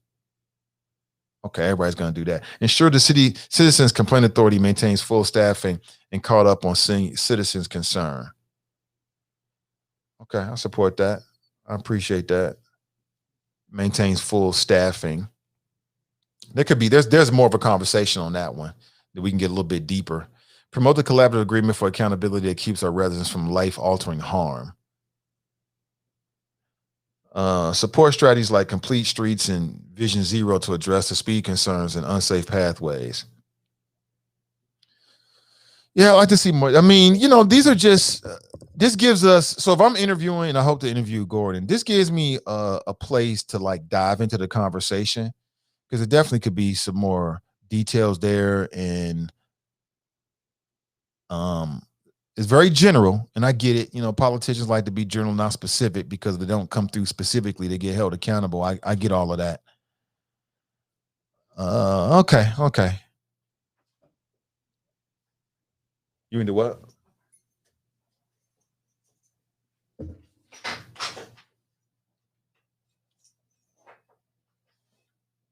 Oh, okay, great. I know. I saw that too. But I can take it over there first and get a diagnostic before we do all of that. I just saw it yesterday. talking to the wifey about house stuff. All right. Support strategies. Okay. I think I get it. I get the gist of it. Transportation. Let's look at character counts because that's big. Everybody's got a good character person. I expect that. Okay. Character integrity. That's a big thing right now. Neither no one wants to see another scandal like that. I don't expect that anyway. Let me look through the whole website before I go anywhere else. Okay, get a chance to see the family there. Beautiful family. Love what I'm seeing. All that Black excellence. I'm loving that. During the campaign. That's very, very important. Those family shots mean everything, right? You know what I'm saying? Because you're going to be representing families. Let's go to his Twitter account. Let's see what's up with Gordon's Twitter account. Okay, we follow each other. Ambassador, endorsed candidate. Okay. All right, he's retweeting things here. Oh, you always get the campaign. You always get that. I like pictures. To me, I think and maybe you do that for internal support, but as a constituent, I think would be a better shot is photographs. And I'm gonna help all the candidates out here. What I would like to see, and I think would be a smarter play for you, is photographs of you talking with and interacting with constituents. And then in the captions, you talk about what they said. And then you tell me how you're going to address it. To me, that would be something better to do on a social media account if you're running for political office. This is just me. Again, I'm no political operative. I'm just telling you my own thoughts. You can deal with it, or you can use it or not. It's up to you. Okay. All right. I don't think you can even see. You're not even on the same. Okay, let me get us off here. I'm on his Twitter page. You're still looking at his website. So let me go to Gallen's Twitter page. Here it is. Put this up. And you got the obligatory picture with Lincoln Ware. Got to do that. Because when you take a picture with Lincoln, that means that you are and of the Black community. Right? Oh, this shit kills me. What's it, the Walking Club? Shout out to the Walking Club, man. This is Gallen's Twitter. Okay, he's endorsed. They like to tell you about the endorsements, which is important. I guess it matters. It depends on who you are. Let me see. Okay, pictures with people. More pictures with other candidates. Again, if it were me, I see this all the time. I'm not saying it's a mistake. People do this. It shows that you got support. And, seeing that shot with people with your T-shirt on, that can be impactful. But I like to see more interactions with constituents. That would just be me. That's the thing. You see more of this. You see a lot of this. See, these might be constituents. And I'm talking about, you can't always do this because if you're out by yourself, you don't have a cameraman. But I'm talking about a shot with you side by side having a conversation, right, with the constituent. And then at the top, you say, this is such and such. Maybe you tag them. And they brought this particular issue to me. And if you go to my website, you'll see my plan. But real quick, here's how I would address this. Something like that, I think for me would be more impactful. That's just me talking shit. What do I know?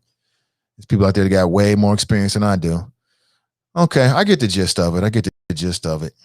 Do we want to jump over to the other Instagram and stuff? I think I got the gist of it. So if you're just tuning in this morning, I am starting off a brand new series. This is part 1. I'm going to be grading Cincinnati political candidates' social media and websites. And then I'm going to take this and then put it online so people can check it out. I hope it to be a resource. So if you know anybody that's a candidate, tag them, because we're going straight to their website and we got knives out. We ain't playing no games, ain't no favorites. I'm just giving you straight dope how I look at it. Take it for everyone, however you want to take it. Makes no difference to me. I know the spirit in which I'm doing it. Hopefully you'll take it that way. Smart people get stronger, but it is what it is. Danita's in the house. She writes, when we say where is the Black agenda, what does that look like? 1, what exact policies, tangibles, and equity are we looking for? 2, is it important to have a Black agenda or an agenda that benefits all? That second question, I think it's important to have a Black agenda. Better wages, schools, and police reforms efforts. Does it have to have the word Black in front of it for it to satisfy us? Yes, because it says something about the intentionality of it. That's just my opinion. Or African American, however you want to look at it. People use that word interchangeably, and I understand it, so I try to accommodate it. But to answer your questions, yes. I think that's a fair question. Very fair. But I would say yes to two of those questions. Jerica writes, "Hola, beautiful black people," and the others too, because a closed mouth don't get fed. In the real world, if you don't ask the question, the answer is always no. In the real world, until you verse your what do they say, the squeaky wheel gets the grease. That's the way the real world works, Danita. That's the way the real world works. In the real world, if you don't put your hand up and say, "This is what I'm looking for and this is what I want," you're never going to get it. And if you're not specific, you're never going to get it. And, I think some black people get shamed into thinking that we're not valuable enough to ask for something specific for us. Some of that plantation-ish, like, we got to go along. I mean, I think it depends on what it is, but I think, a rising tide lifts all boats. In Cincinnati, developers and the elites have gotten the focus. And so that's why you see what you see in Cincinnati. We need a change of focus. It'll make this city better. It'll make this city better all the way around. All the way around. If you go to the areas of the city right now where you got the most economic challenge, you got the less percentage of home ownership, primarily in the black community, that's where the love needs to be, in my opinion. Anthony writes, "We love Clinton playing the sax, Nate." Nah, I didn't give a damn about Bill Clinton playing the sax on Arsenio Hall show. I was upset at the time. I was like, y'all about to vote for this dude because he had some shades on Arsenio? I can't even remember who I voted for. I'm not even sure if I voted for Bill Clinton. I can't even remember, quite honestly. You know what I'm saying? But I was never a Bill Clinton fan. I never thought he was that dude. He certainly wasn't the first black president, and he was not a progressive at all, nowhere near. And, it came back to bite his wife. Good morning to you. Jim plays the harmonica. It's telling.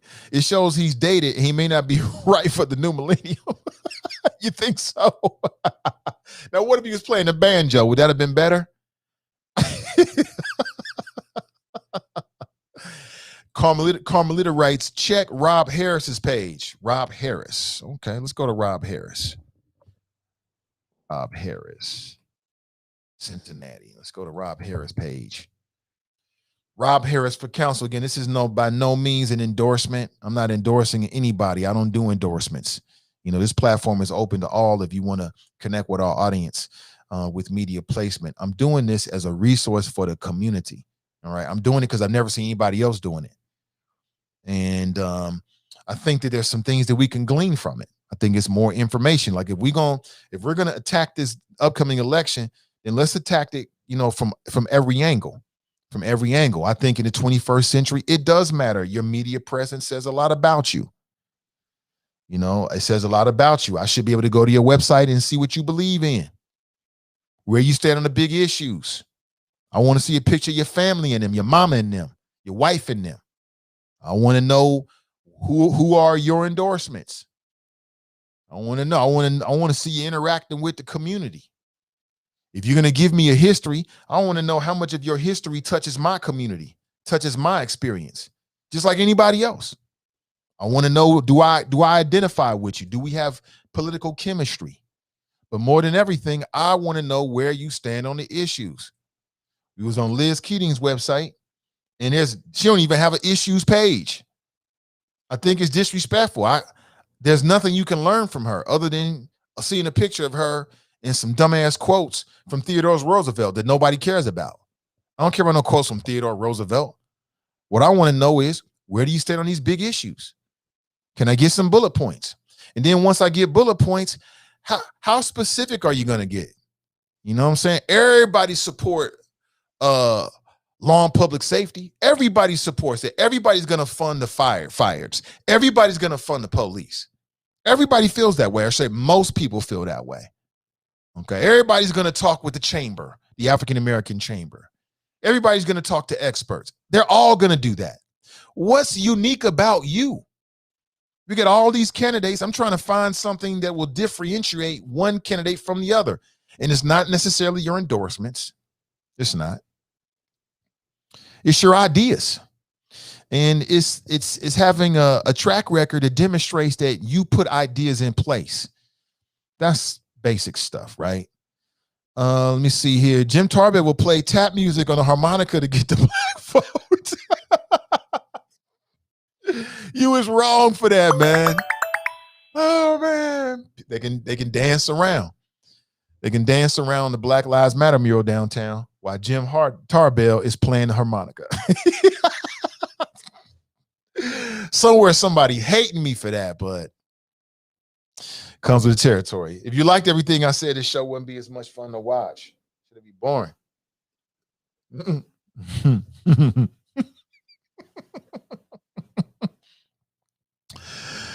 Hey Jim, run it back. Oh man, Nicole writes, level up. Now you talking, Choppers? Absolutely. Omar writes, they need me on council. When the issues pop up, me and Reynolds will be the first to the door. That's old school right there, man. Me and Reynolds was the first through the door. It's always a Reynolds on the police department. What's the sister's name, Omar? Oh man, I need to have that. You know what? I'm gonna look for that and put that in the archives, man. Me and Reynolds be the first to the door. Remember that? It was a sister, man. It was the black female. I don't know if she was a sergeant or a lieutenant. I heard nothing but great things about this sister, man. And she works for the police force, right? And it was some of her colleagues, they happen to be white. They was trying to get rid of her. I think they had a lawsuit against her. So somebody taped and recorded her addressing her staff. And in particular, she dressed down one lady that was trying to start some nonsense. And she was like, wait a minute, Karen? I'm gonna say Karen for lack of a better term, because that's how she was acting. She was, hold on, Karen. Wait a minute, you criticizing what I'm doing? Hey, when we get the emergency call, me and Reynolds is the first through the door. It was hilarious. Your ass sitting back here answering the phones and got the nerve to criticize what I'm doing. I'm putting my life on the line. It was great. Oh my God. It was one of the funniest things I've ever heard in my life. She said, me and Reynolds is the first through the door. And I thought, you know what? It's always a Reynolds. Said, me and Reynolds the first through the door. That's hilarious. Jack is hilarious. He's laughing out loud. I think my son was in when you put these comments up. I think he was here then. That boy. Good morning, Junior. Remember your vibranium. TNT writes, LOL. He came in to shut the show down. Right. He comes in pressing buttons. He just pressing buttons. Like, you know. Denita writes, haha. Yeah, the boy come here with no pants on. He don't care. He don't care. Greg writes, Grand Rises, Nate and the Choppers. Good morning to you, Greg. Maxine writes, Galen. Sorry about that. Galen. I said Galen. There it is. Thank you for the correction. Maxine writes, pre-election qualifications. Put the fire under the liars. Always, every day. You already know. Nat writes, I haven't heard a reparations agenda. Other cities have done it. Maxine writes, right, Nate Turner. I haven't heard anything lately about reparations. How easily do we forget the main issues? Again, I think that reparations conversation starts at the local level, on all levels, but we need to have a conversation here in the city, statewide, countywide. Start it here. And maybe you can work its way out. Carmelita writes, check Mika Owens' page. I will. Sister Iris writes, good morning, great people. Mike writes, is there room in the chop shop for a Riri traveler? Morning, chop shop. Come on in, brother. Always. Always. Get to the chopper! Toy writes, has anyone identified an idea proposal that others have been promised and failed to deliver on? Time for something new and innovative. I'm with you. I also, it would almost might be useful if you running for council to put that on your page. Like, here are some new ideas. You know what I'm saying? Here's something that people have been talking about, but we really need to do. Or here's something that no one's talking about that we need to do. You know what I'm saying? Either way would work. We need that either way, but we'll see. Glenn writes, welcome to our dysfunctional family to Mike Rogers. Come on in, Mike. You ready? You ready for this, man? Can we get the root of the matter with public safety? Where are the guns coming from? Let's start there. Yeah, where's that local task force to find out how the guns are coming to Cincinnati? I mean, they may have one, but we don't know yet. Carmelita writes, Galen G. Gordon. I think I've been saying Gallon. No, he's like, that man. Danita writes, what city has done reparations? Question mark. The city everyone's touting is Illinois. It isn't happening. Their initiative was to help with home improvements, and even a city council has said it isn't going the way it was intended. Black people are not benefiting. Okay. Let me see. My prediction for sure, Jen Michelle Lemon Kearney, Scotty Johnson. Okay. You think they get on, huh? All right. Let's see. Possible Victoria Parks and Mika Owens. I haven't heard a lot from either one of them, but we'll go to their websites and check out their social media and see what they got to offer. All right, calls are coming in. Oh shit, we got a call on the line right now. Let's go straight to it. Good morning, welcome to the show. I thought we had a call on the line. Maybe we did not. Got a call on the line now. Hey, good morning, welcome to the show. Good morning, Mr. Nathan Ivy and the people of Cincinnati, as well as the people around the world, and yes, those choppers. Good morning, sir. How are you today? I'm doing great, sir. Welcome to the show. What's on your mind, John? Before we get to the situation in Haiti, you just had one of your choppers chimed in on the situation with reparation, and I'm going to bring some of you choppers up to speed about reparation if you haven't been following it. Yes, I do agree with you, Nathan Ivy. It mostly is going to be pushed on local levels across the country. It's up to black people to push it, because don't expect the Republicans and the Democrats to do anything for us. But I challenge you, Mr. Nathan Ivy, to get Miss Jackson Lee out of, I believe she's out of Texas. I think it's Texas she's out of. She's the one in charge of that reparation, and pushed it from the brother that passed away a couple of years ago that had it for years. But formally, for what I was told, and keeping a close eye on reparation, is she's had it, and since Biden came into office, they're supposedly, I don't know who was a part of this group that's formulating a report. And it's probably going to take them 3 or 4 years to do it, Biden's turns, which bothers me. But that's another story another day. But that's where it's going. But I challenge you to if you can get Miss Jackson Lee, if you can get up early in the morning and come on your radio station and answer questions. She's had this bill for years since the brother passed away.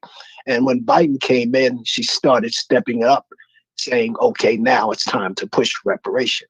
But the only issue I have with that is I want to know who's sitting on that committee that she's formulating and what are they talking about. We got to be very careful when it comes to reparation, because some people will sell us down the drain. You get one shot at reparation. You blow that shot, you will never get another shot. So whoever I like to know whoever is on that committee that she's formulating, that's going to put together a report. Please, how many reports you need? Well, we know our history. It goes all the way back to 300 and something years. If you don't know the history of what we've done with, then you got blinders on. Well, John, we got a general idea of the history. I'm not really talking about reparations. It just kind of came up in the chat real quick. But you said you want to say something about Haiti. Go right ahead.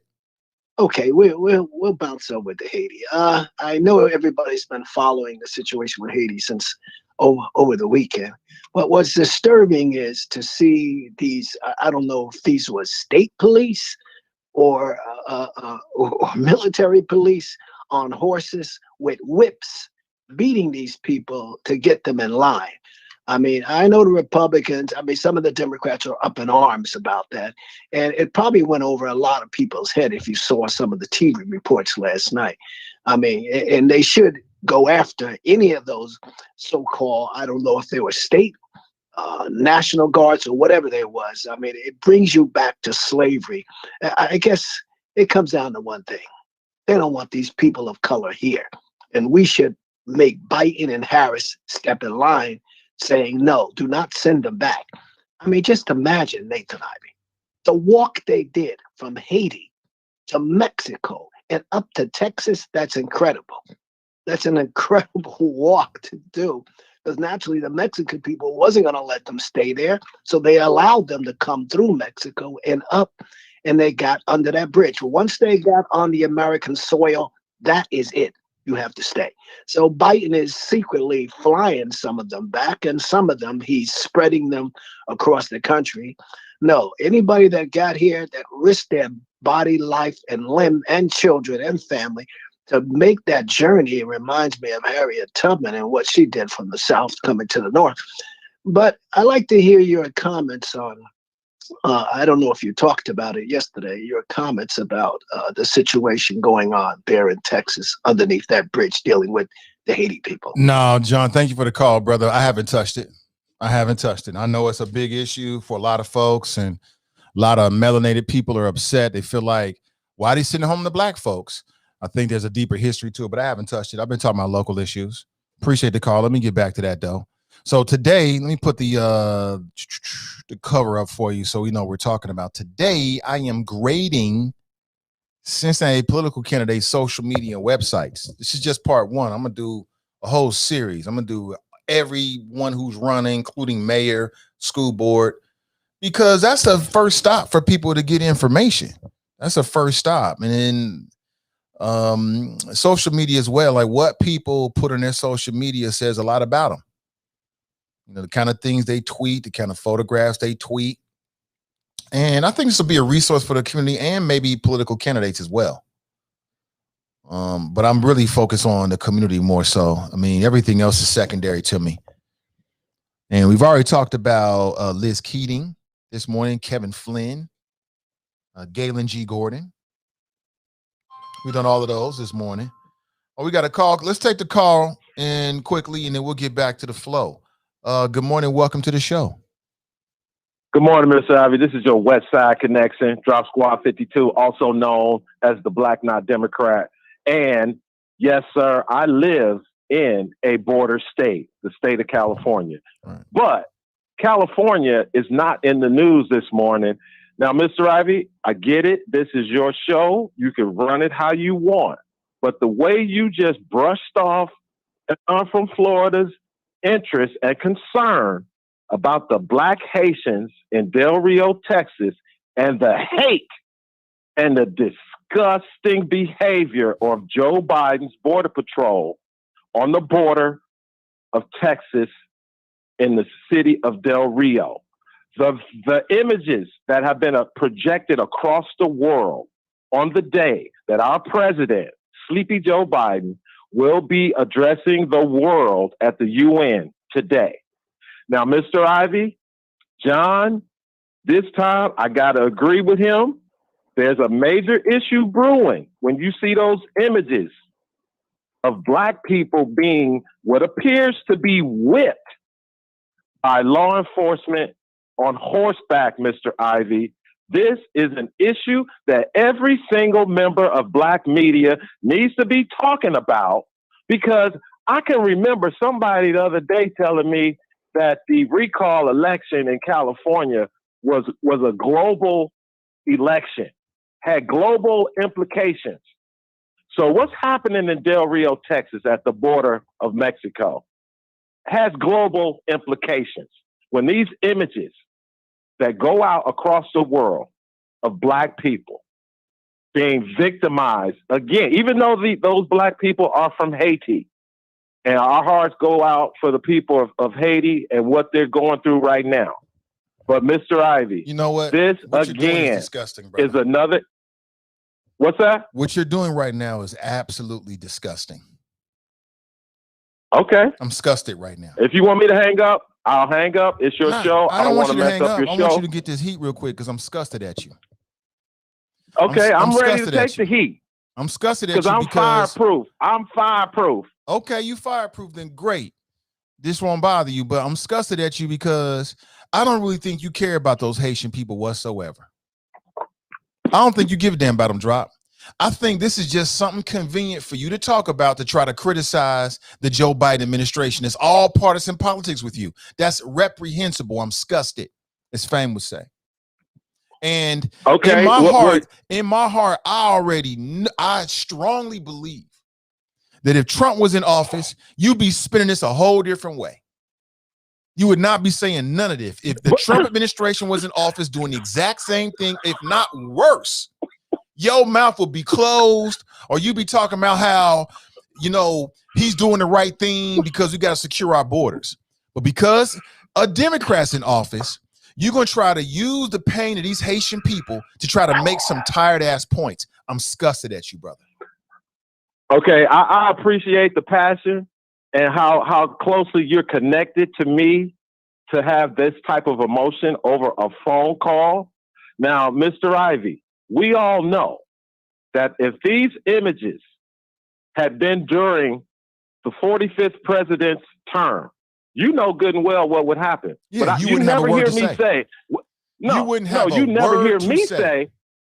Nah, because see, I don't roll like that, because guess what? Joe Biden is my president, and I critique and hold my president accountable the way I choose. No, you don't. I don't need you to tell me how I'm supposed to hold my president I'm just accountable. Saying, I'm calling and BS. His administration. I'm just saying, it's disgraceful. It's disgraceful that the first. What? I don't need you. I'm just saying, okay, I'm what's your disgusted at point? you. I'm disappointed that you're going to use Why? the pain of these black Haitians, as you call them. You don't give a damn about their plight. You just going to use it as some type of device, some kind of rhetorical device to criticize Joe Biden. And you know that if Trump was in office, you wouldn't say a word. You know how I know that? Do you want to know how I know that? You can know that because he's not in office and nothing like this ever happened while he was I president. strongly believe that, sir? Yes, please, sir. Because when he was in office and he was doing, and his policy was doing the same thing, if not worse, to Mexicans, you didn't say a word. You didn't open your mouth one time to say nothing about the children or the displacement. You didn't have nothing to say, but all of a sudden you caping for black Haitians. Stop it. Stop it. All right. Okay. So what you're telling me is that I should not cape for black Haitians. Is that what you're saying? Because Joe Biden is president, no, I'm supposed to let it pass. What I'm saying is I don't believe you really care about it. We ain't talking about that. We talking about local issues. Oh, that's because a Democrat is president? I'm just telling you. That's what I believe. No, I'm checking you. I'm checking your disgust. Okay. You're basically saying saying that you don't give a damn about these people, and the only reason why you're talking about it is because Joe Biden's in office and you're trying to make some tired political points. That's what I'm saying.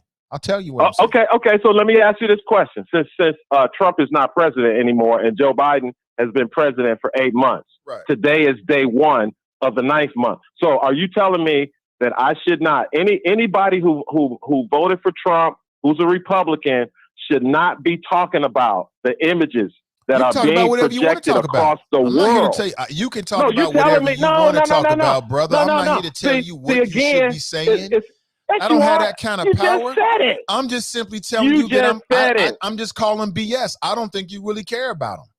This is just my personal opinion. Okay. The fact that I'm talking about it means that I care about what's happening with my president's administration the first Black Asian Pacific, the first female candidate who the president gave this assignment to her because he felt that she had the ability, she had the bully pulpit, and she had the chops to get out front and talk about this issue, bring light on this issue. But where is she at today when those images broke out? But I will give credit. So let me get your thoughts on this, since you care so much about this. You care so much about the black Haitians.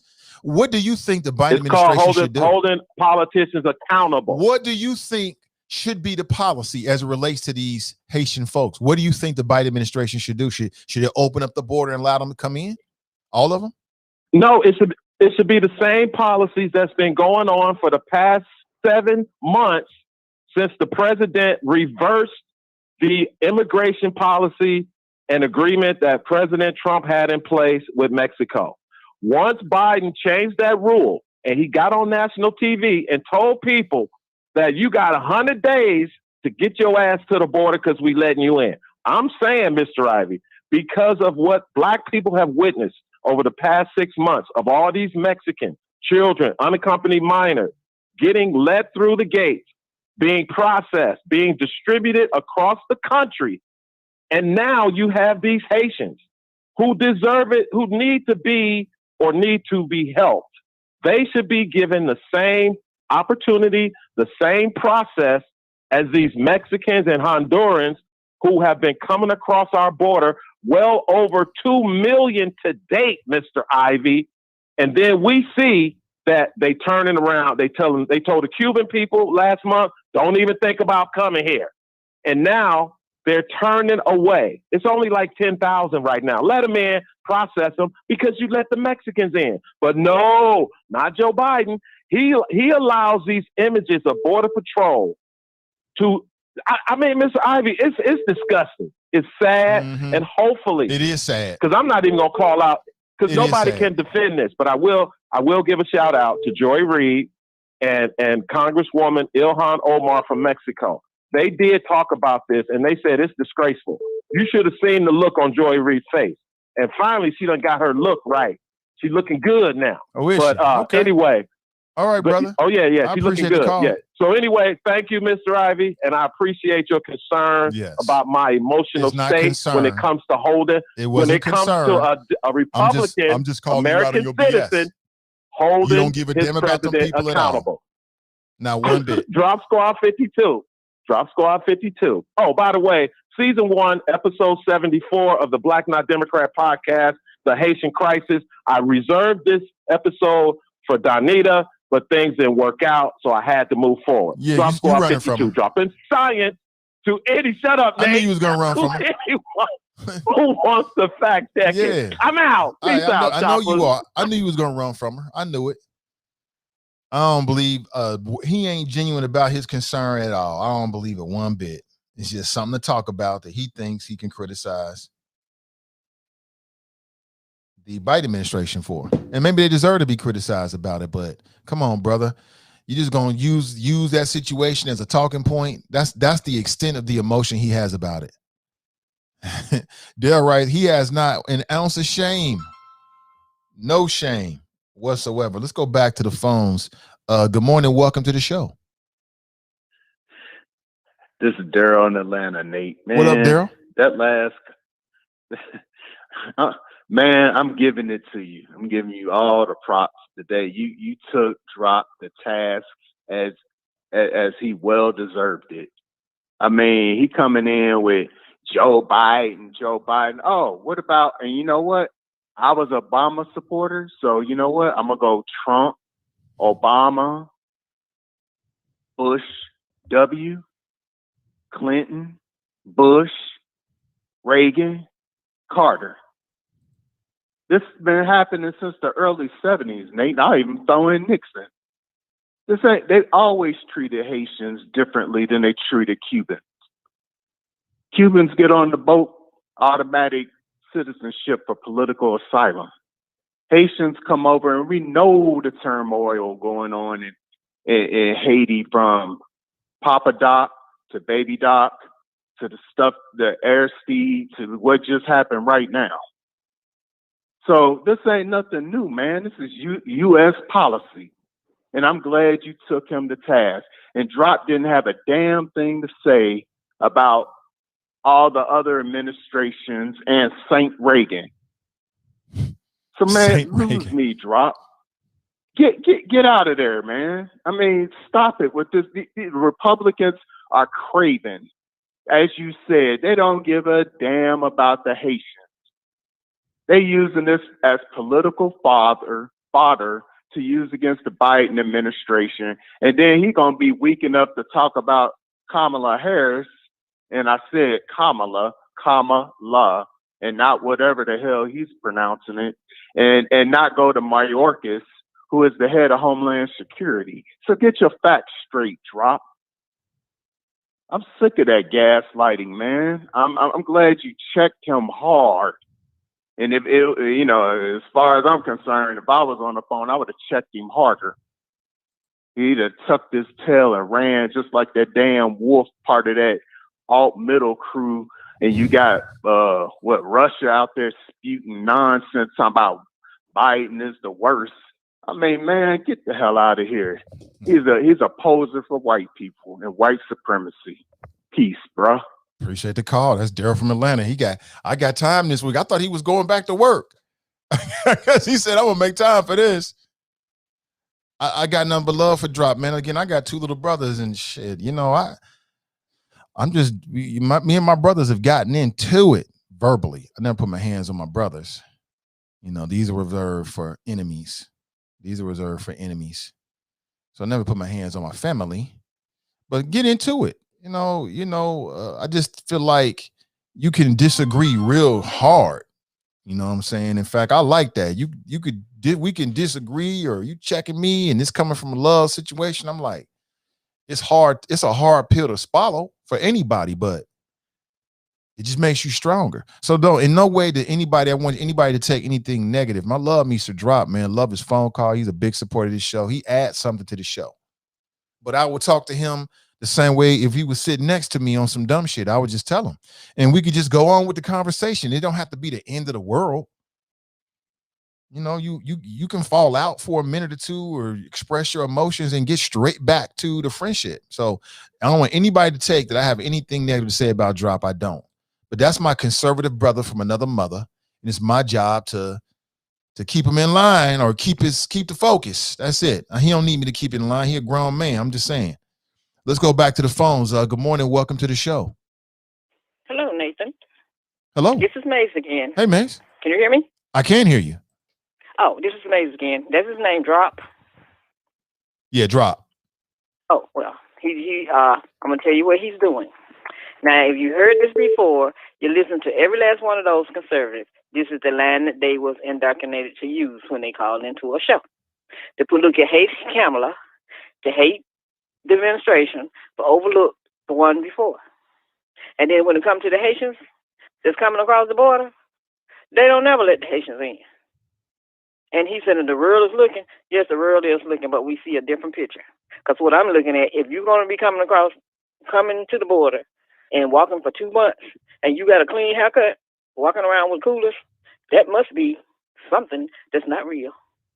And then they want to take the focus off what's going on in America with the American people to act what they need to do for the bills that they need to go on and pass.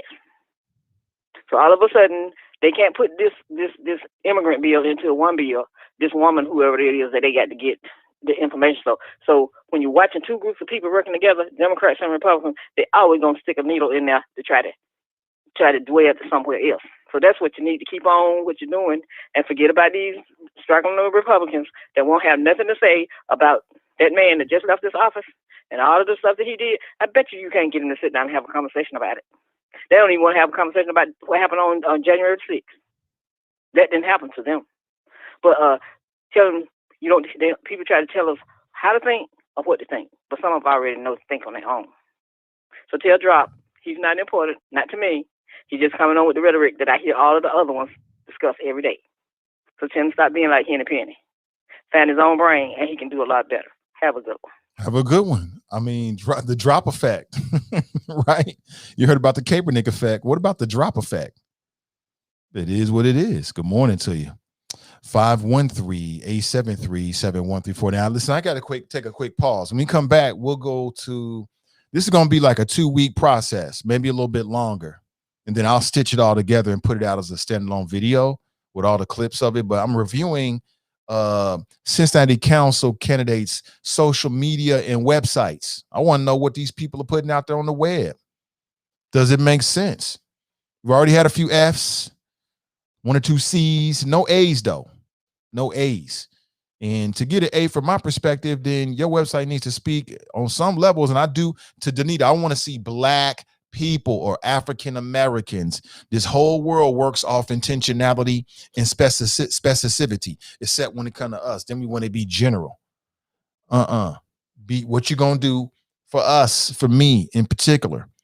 Are you somebody, if you're in office, you're gonna come up with ideas that's gonna put some money on the table? That's what I want to know.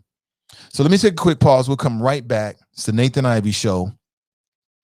Live, local, and vocal. We'll be right back. Don't go anywhere. What you can do is you can like and share this, though. Please like and share. All right. I appreciate you in advance. All right. Sit tight.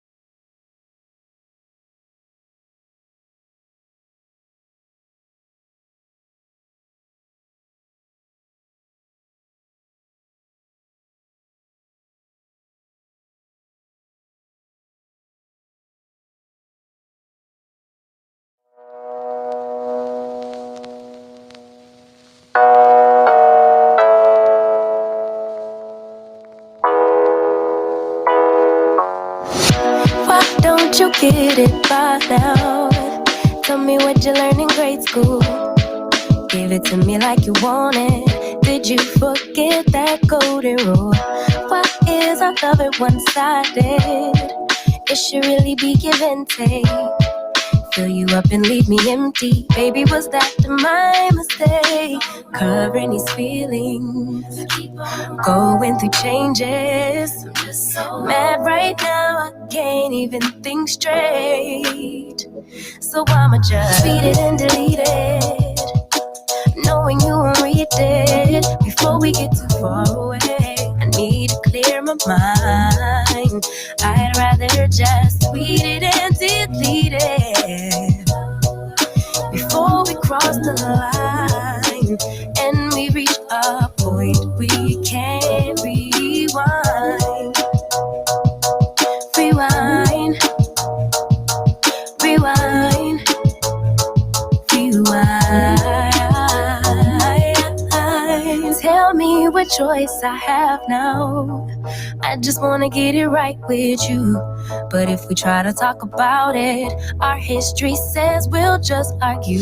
And I know you're gonna act a fool, and then no one could tell the difference between me and you, babe. Watching from a distance, hiding these feelings, going through changes. I'm just so mad, but now it's at my own expense. So I'ma just beat it and delete it. All right. Good morning, family. Good morning. Welcome back. Nathan Ivy with you. Let's get back to it. Good morning. Good morning. Just a couple of minutes away. You know what I'm saying? Not too long. I don't want to stay away too long. On today's show, grading Cincinnati's political candidate. Grading Cincinnati political candidates, social media, and websites, part 1. We'll do more of it as we get deeper and deeper and get closer and closer to the election. Good morning, good morning, good morning, good morning. Now, listen, my brother Drop was on, and some people are saying I hit him hard. I did not. I believe what I said. I don't think he really gives a damn whatsoever.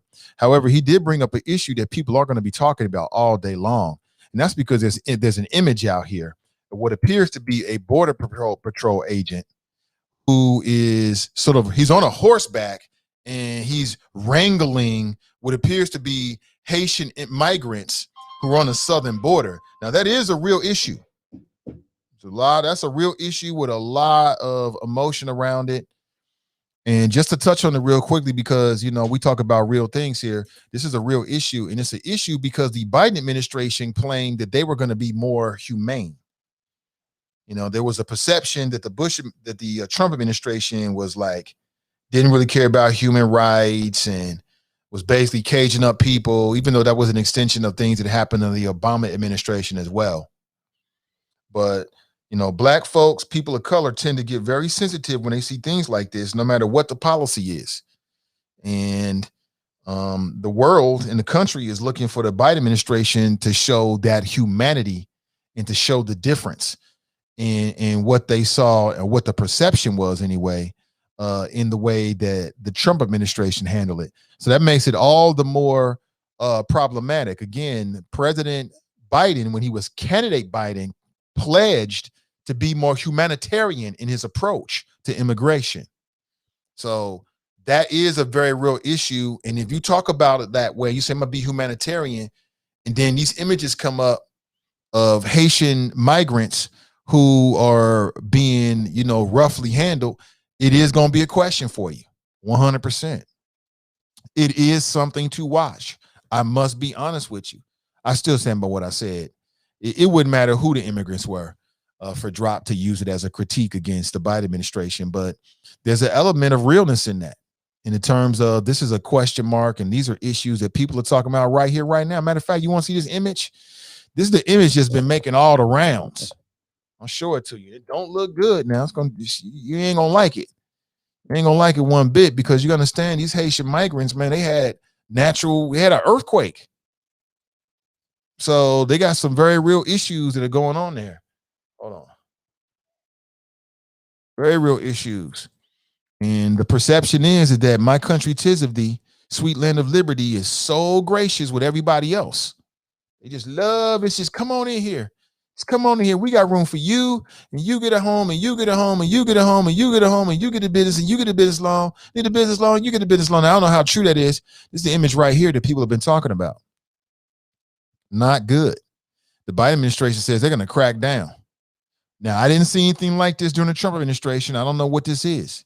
Is this we get more information out of the Biden administration, or why is this a real image? Is it photoshopped? Is this the policy? Thanks for the share, FG. Appreciate you. Is this the policy? What's the policy? You see mofos trying to get to an encampment with food and water and supplies strapped over their back. And this is what you're doing? So it is what it is. We are where we are. But let's go to the phones. Good morning and welcome to the show. Good morning, Nate. This is Donita. How are you? Hey, Donita, welcome. I'm doing well. Are you able to hear me? I'm on my earpiece. I want to make sure you're able to hear me. I can hear you, yes. Okay. So I wanted to kind of circle back to the first topic that you were talking about. Not going to be like John and take us all around the world, but the topic of grading our candidates. So I think one of the things that we have to look at as voters is, what do we expect? What do we want? I think we need to change the narrative of letting candidates tell us what they're going to do, and we need to tell them what we want. Does that make sense? 100%. And I know you always say equity, policy, and tangibles, which I agree with.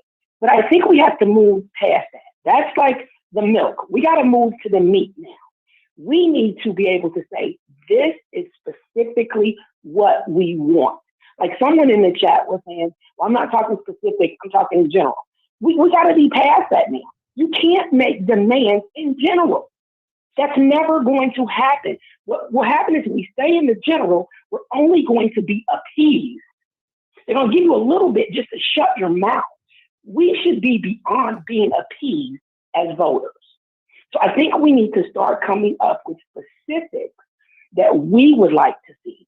And that's why I asked the question, does it have to say Black in front of it? What exactly do those equity, policies, and tangibles look like? There are some very intelligent people in this chop shop. It can start right here. These are the 5 things that we want to see happen in the city of Cincinnati, and these are the things that we are requiring of the candidates to get our vote. No longer are you going to tell me something to just make me feel good. I want to know, can you do this? So like Nat put in the chat, when I asked a question about reparations, an article where these mayors have agreed to look at reparations. But when you read the second paragraph in the article, Nate, it says these mayors have no idea who's going to pay for it, where the money's going to come from, and how you can decide who gets it. That's blowing smoke up your butt. That's it. Oh, we can talk about it, but I have no real plan. So to me, that's falling for the headache. We've done that enough. Quit coming to us with, oh, we can talk about it, but you don't have a plan. So Nat, to let you know, this isn't me supporting white supremacy. This is me challenging my people to think, to do things that are going to help us. Iron sharpens iron. So what I'm going to do is I'm going to throw out the questions that are going to make you think, Nat. That's all I got, Nate. All right. Appreciate the call. We leveling up. Appreciate the questions. I don't disagree. I detect no lies, facts on facts. I agree with everything she said. I'm with it 100%. Good morning to you. Good morning. If you want to call in, 513-873-7134. Help us level up the conversation this morning. You can be a part of it. All right. More calls coming in. Good morning. Welcome to the show. Hey, what's up, comrade? Good morning, comrade. Welcome. Thank you.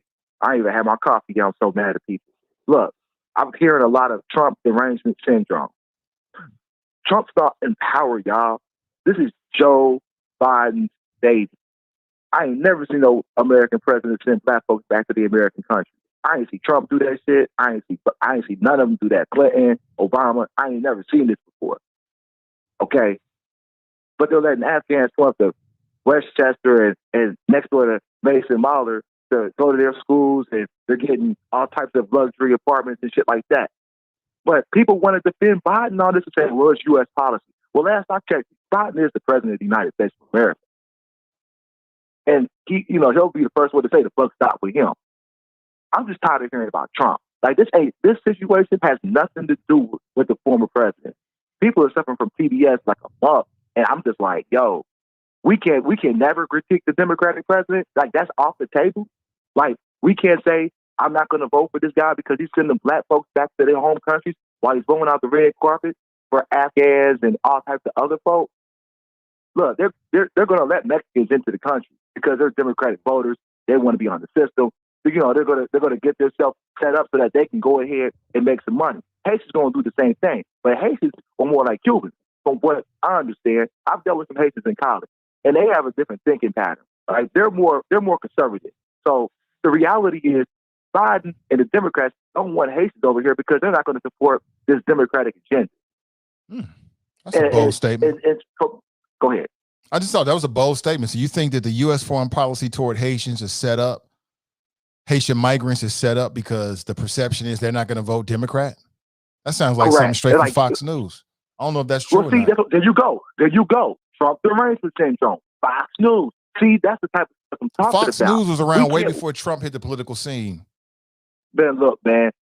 The reality is Fox News is Fox News. I look at Fox News, I look at CNN, I look at MSDNC, I look at all these channels. But so since you look at all this stuff, don't you hear what's coming out of your mouth right now comes out of the mouth of people on Fox News? Don't you hear that over there?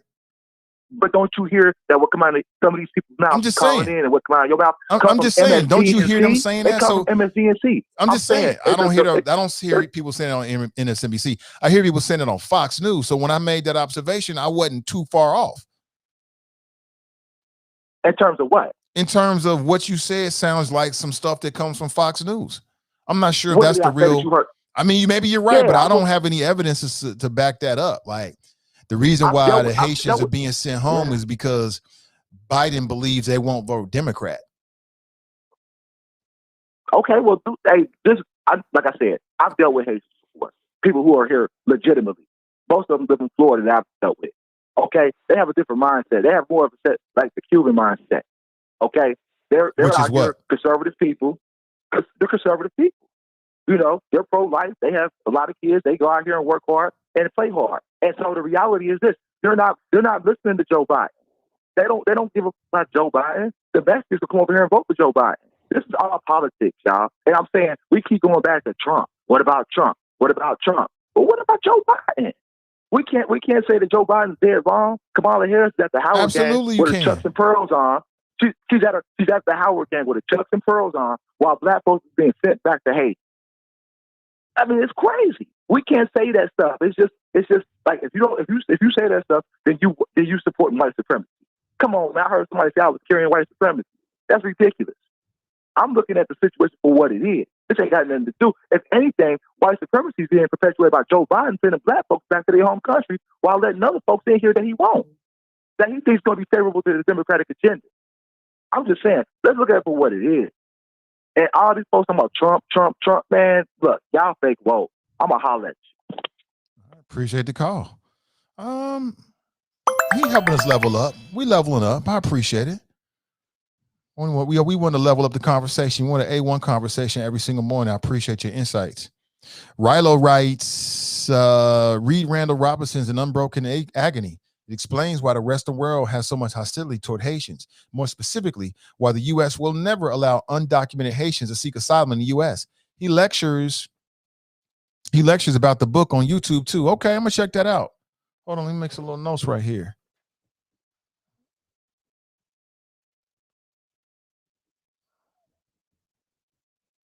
Okay, I'll check that out. Toy writes, I don't respect half-truths, and I have several retired high-ranking family members, Army, who would be offended by that point he was trying to make about Haitians. He don't care. It's just an opportunity to dig Biden. Danita, we heard from her earlier. She writes, you have never heard me say woke. I am not woke. I am intelligent and a logical thinker. Daryl writes, yes, it does. This mofo is crazy. David writes, where are the facts? Anthony writes, you've seen it with Orange. Don't say you've never seen it. As for talking about Orange, all you guys did was bring up Obama. Exactly. Drop writes 100% to Black Russia. Woody writes, bold but stupid statement. Daryl writes, Russia's full of ish. D. Kit writes, if the Haitians can't get into this country, nobody is getting in. Charles writes, people are suffering from TDS, just like they suffer from ODS. Is that right? I don't know what that means. Rachel writes, good morning, y'all. Hey, good morning to you, Rachel. Come on in. Good to see you. Okay, let me back up here. I think it's going down in the comments, huh? Drop writes, it's Fox News. They are not willing accomplices of the Democrat Party, but they are willing surrogates of the Republican Party. So that's okay. Okay, Drop. You keep doing you do, man. Let me see. Akeem writes, show the image of the Border Patrol officer on a pale white horse. That's not a pale white horse. Is there another image? Somebody send me a link. I'll put it up there. I mean, if it's the real, it's the real. We don't want to be trafficking in fake news, but it is what it is. Graston writes, Danita is queen of hashtag fake woke, hashtag alt middle. Really? I wouldn't say that. And if anybody's going to say it, it can't be you, because you was the same dude that was caping for Cranley with a t-shirt on, trying to disrupt the NAACP's endeavors to educate the people when he was running against Yvette Simpson. Remember that? You was not Team Yvette at all. You was on some John Cranley stuff. Oh, man. It's amazing how that little stuff can divide people. It really does. They should have knocked his ass off that horse and took that mofo. I know that's right. I know that's right. She writes horrible image. Yeah, it's not a good image at all. Like I said, Biden better make some. I'm going to say one thing. Biden better make some moves. If Biden don't make some moves, they ain't got no chance. Or should I say, every single day that all this negative press is out here and people feel like nothing is really happening, like their life is not demonstratively better. Like I can push to this and point to that. I can point to this or point to that and say that the Biden administration has done something.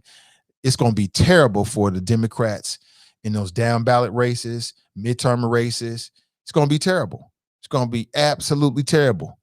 That's why I say I thought that Biden should push the button when it comes to, the filibuster, because then you could ram some stuff through and people appreciate results. They don't really care how you got there these days. All they care about is the results. That's it. It's not the smartest thing, but that's the where it is these days. Tell me I'm wrong. Tell me I'm wrong. Charlie Winburn writes, good morning, winners. Good morning to you. Terry writes, the White House just posted only the refugees from Haiti who arrived in the U.S. before July 29th are eligible for temporary protected status.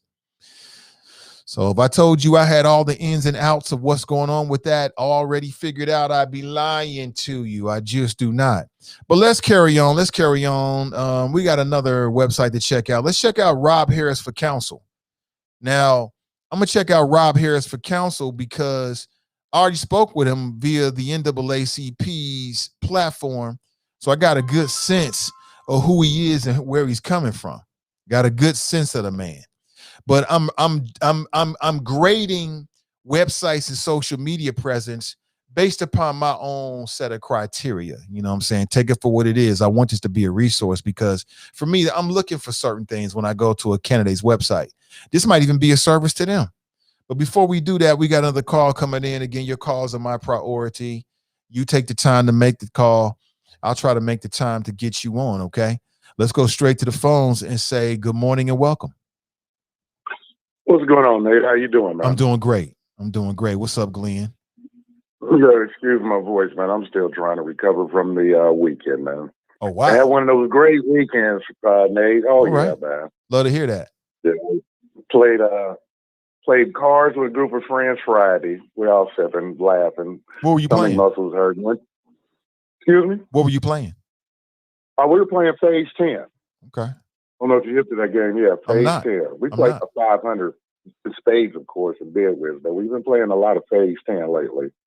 But then went to Oktoberfest. A couple of friends hung out, had a blast. And then Sunday woke up and me and the fellas went out and played golf at a nice little course. So I woke up on stilts Monday. My knees wasn't dead. So, it's a good hurt, put it that way. You know how it is. I just feel like you've been active all weekend. So, but I was kind of losing my voice. But let me just say this, Nate. The least we can say that they're not playing the liberal media, mainstream media is trying to hide anything card. And what I love about black conservatives and Drippy and the pound puppies and all that shit is when they try to act like we don't know what's going on. Now, you were talking about the council candidates and you were doing your thing. It's not like you didn't acknowledge, like, yeah, we see the pictures and the footage. We all do. And they're horrible looking. And I'm glad to hear the news that I guess you just read about the temporary visas. That's just the start. But Nate, a lot of this, and it kills me when I hear Black Russian drop and Fame and the rest of them. And Omar, he's back now. He's like the Tito of the freaking alt middle. Now he's back. Where's Randy? But when they try to play we supposed to hit the Men in Black blinky light and act like we don't know these fools were caping the last 4 years. I told you this before, Nate. No longer can you get away with the family values card. You messed that up when you supported grab him by the P guy with 5 kids with 3 different baby mamas. So you can't do that no more. You can't play I love the military and police card while you beat the police up with a Blue Lives Matter pole and an American flag. Where were you when he was playing the very fine people card? Oh, that's right. Well, he really wasn't talking about the neo-Nazis and the racists and the KKK. They were just talking about the people that were there to support the Confederate freaking statues. Oh, that makes it okay, don't it, Nate? I mean, that's the argument. And then, like you said, you got past histories of you walking around looking like Lil Nas backup dancers with some Cranley medium T-shirts on against a black woman, a progressive black woman running for mayor. Am I lying or flying, Nate? I saw my own eyes. I mean, you can't put that resume on LinkedIn. I wouldn't do it. What job you gonna get? Professional Gilligan? Who wants that? Man, I'm feeling my voice cracking a little bit, man. Let me get out of here. But as always, hopefully in the end, they getting what I'm spitting. Petty peace. Appreciate the call. Something about the way he said, professional Gilligan. So what job are you going to get? Professional Gilligan. Oh, my gosh, man. We leveling up just for the hilarity parts of it. We got to laugh in the morning, man. There's so much crazy, real-ish going on. Every once in a while, we got to laugh. In fact, more than every once in a while. TNT writes, I detect no lies. No lies whatsoever. Oh my God. So listen, what job you gonna get? Professional Gilligan? That's hilarious. That's hilarious. David writes, I second the emotion. Zero lies. Professional Gilligan. I went to school for this. I got a whole degree in being a Gilligan. Oh my gosh. Let me fit one more call in before we roll this morning. Hey, good morning. Welcome to the show. Morning, Nate. It's Kev on the cell. What up, Kev? I'll be very brief, man. I know we're a little over time, right? I disagree with you about spending that political capital so quickly. The thing President Obama had was a major initiative, right? And he spent all of his capital on the ACA, on Obamacare, and it worked. But it also meant that because he spent all his capital on that, he then was not able to get through anything else. I don't think President Biden has an opportunity. He doesn't have an issue of that stature in order to burn that capital. So he's playing the slow game, man, and that's his style. You know what I mean? His style is that I'm going to try to work with the Republicans and do what I can do in order to kumbaya and get things done. I don't have a problem with that. It just means it's a long game, though. Now, the result of that needs to be that you get several more things done than President Obama ever did, right? Because otherwise, then you really should have done it the other way. But I think we have enough issues out there right now that he really can't afford to do what people are talking about. You know, you're still trying to get spending passed. Right now, they got to deal with the debt ceiling issue. I don't know that you can do what they did in the past with a 50-50 Senate. So, you know, again, I disagree. I understand everybody saying the filibuster, you know, get through what you can, blah, blah, blah, and all of that good stuff. But you ain't going to get through much. And quite frankly, you're probably gonna get your butt handed to you in the midterms as well. We got to start being strategic like that, man, and understanding this is not a short game. If we play the long game, we win. We play the short game, we win a little bit. You know what I'm saying? Every time, and that's why we only get pennies while everybody else is getting dollars. Man, I don't have a lot today, like I said. You know what I'm gonna say last? Pick up 3 people, take them to the polls. Make sure that you show up yourself, and let's start building that agenda for ourselves. We can start it right here. You know what I mean? Let's start that discussion. Let's start putting it down, whether it be in the chat or whatever, and somebody take notes. And so we can actually go forward and say, hey, this is what we want in Cincinnati for the people that are in Cincinnati. And quite frankly, we can do the same thing across the country. It ain't that hard. It's not like in the past, man. We've got tools in order to do that. I appreciate you, Nate, man. Like I said, I'm going to jump off, and blessings, man, to you and the family. All right. Keep doing what you're doing. Same to you, brother. Thank you. That's Kev on the cell. Appreciate the level up. So before we roll out of here, this is courtesy my friends of the NAACP. You know, they're big about this. One of the many reasons why I support them. But early voting begins October the 5th. October the 5th. Don't forget. The last day to register to vote is October the 4th. Let's start there. October the 4th. If you're not currently registered or you need to update your name or address, you must submit your voter registration information by no later than 9 p.m. on October the 4th, because the very next day, the fun begins. Early voting, October the 5th through November the 1st. You got 3 options to vote in the November election. 1, early in person at your local Board of Elections. If you live in Hamilton County, that's over at 4700 Smith Road in Norwood. Yeah, you got to brave those bad roads. Not too bad, though, if you're trying to get to the Board of Elections. Absentee by mail. You can vote by mail. There's the information they need. And also your assigned polling location on Election Day, November the 2nd. So you got 3 ways to vote, and it's not over. So to my smart dumb cats out there, and that's an affectionate term, I have to acknowledge that a lot of people out here say they don't vote are some of the smartest people. They're so intelligent, but they're smart dumb in terms they've outsmarted them on their own self. Anytime you outsmart yourself, that makes you dumb. But you still got an opportunity. It's not too late. All right? Have an excellent rest of the day, my family. Remember our motto, Winners focus on winning. Losers focus on winners. We'll stay connected. We'll talk real soon tomorrow morning at 7 a.m. Until then, have an excellent rest of your Curving day. on my critics And I'm like out. I heard you, so what? You can't kill my confidence, I think I'm the man. Tally all the I ever gave on my head. Lately I've been living like I can't take a loss. They ain't wanna help me, that's what made me a boss. You can't kill my confidence, I think I'm the man. We don't give a that's what they don't understand. I'm back again like flu season. I broke records while loose leafing. I'm coming down my roof, leaving. Don't give a I don't care.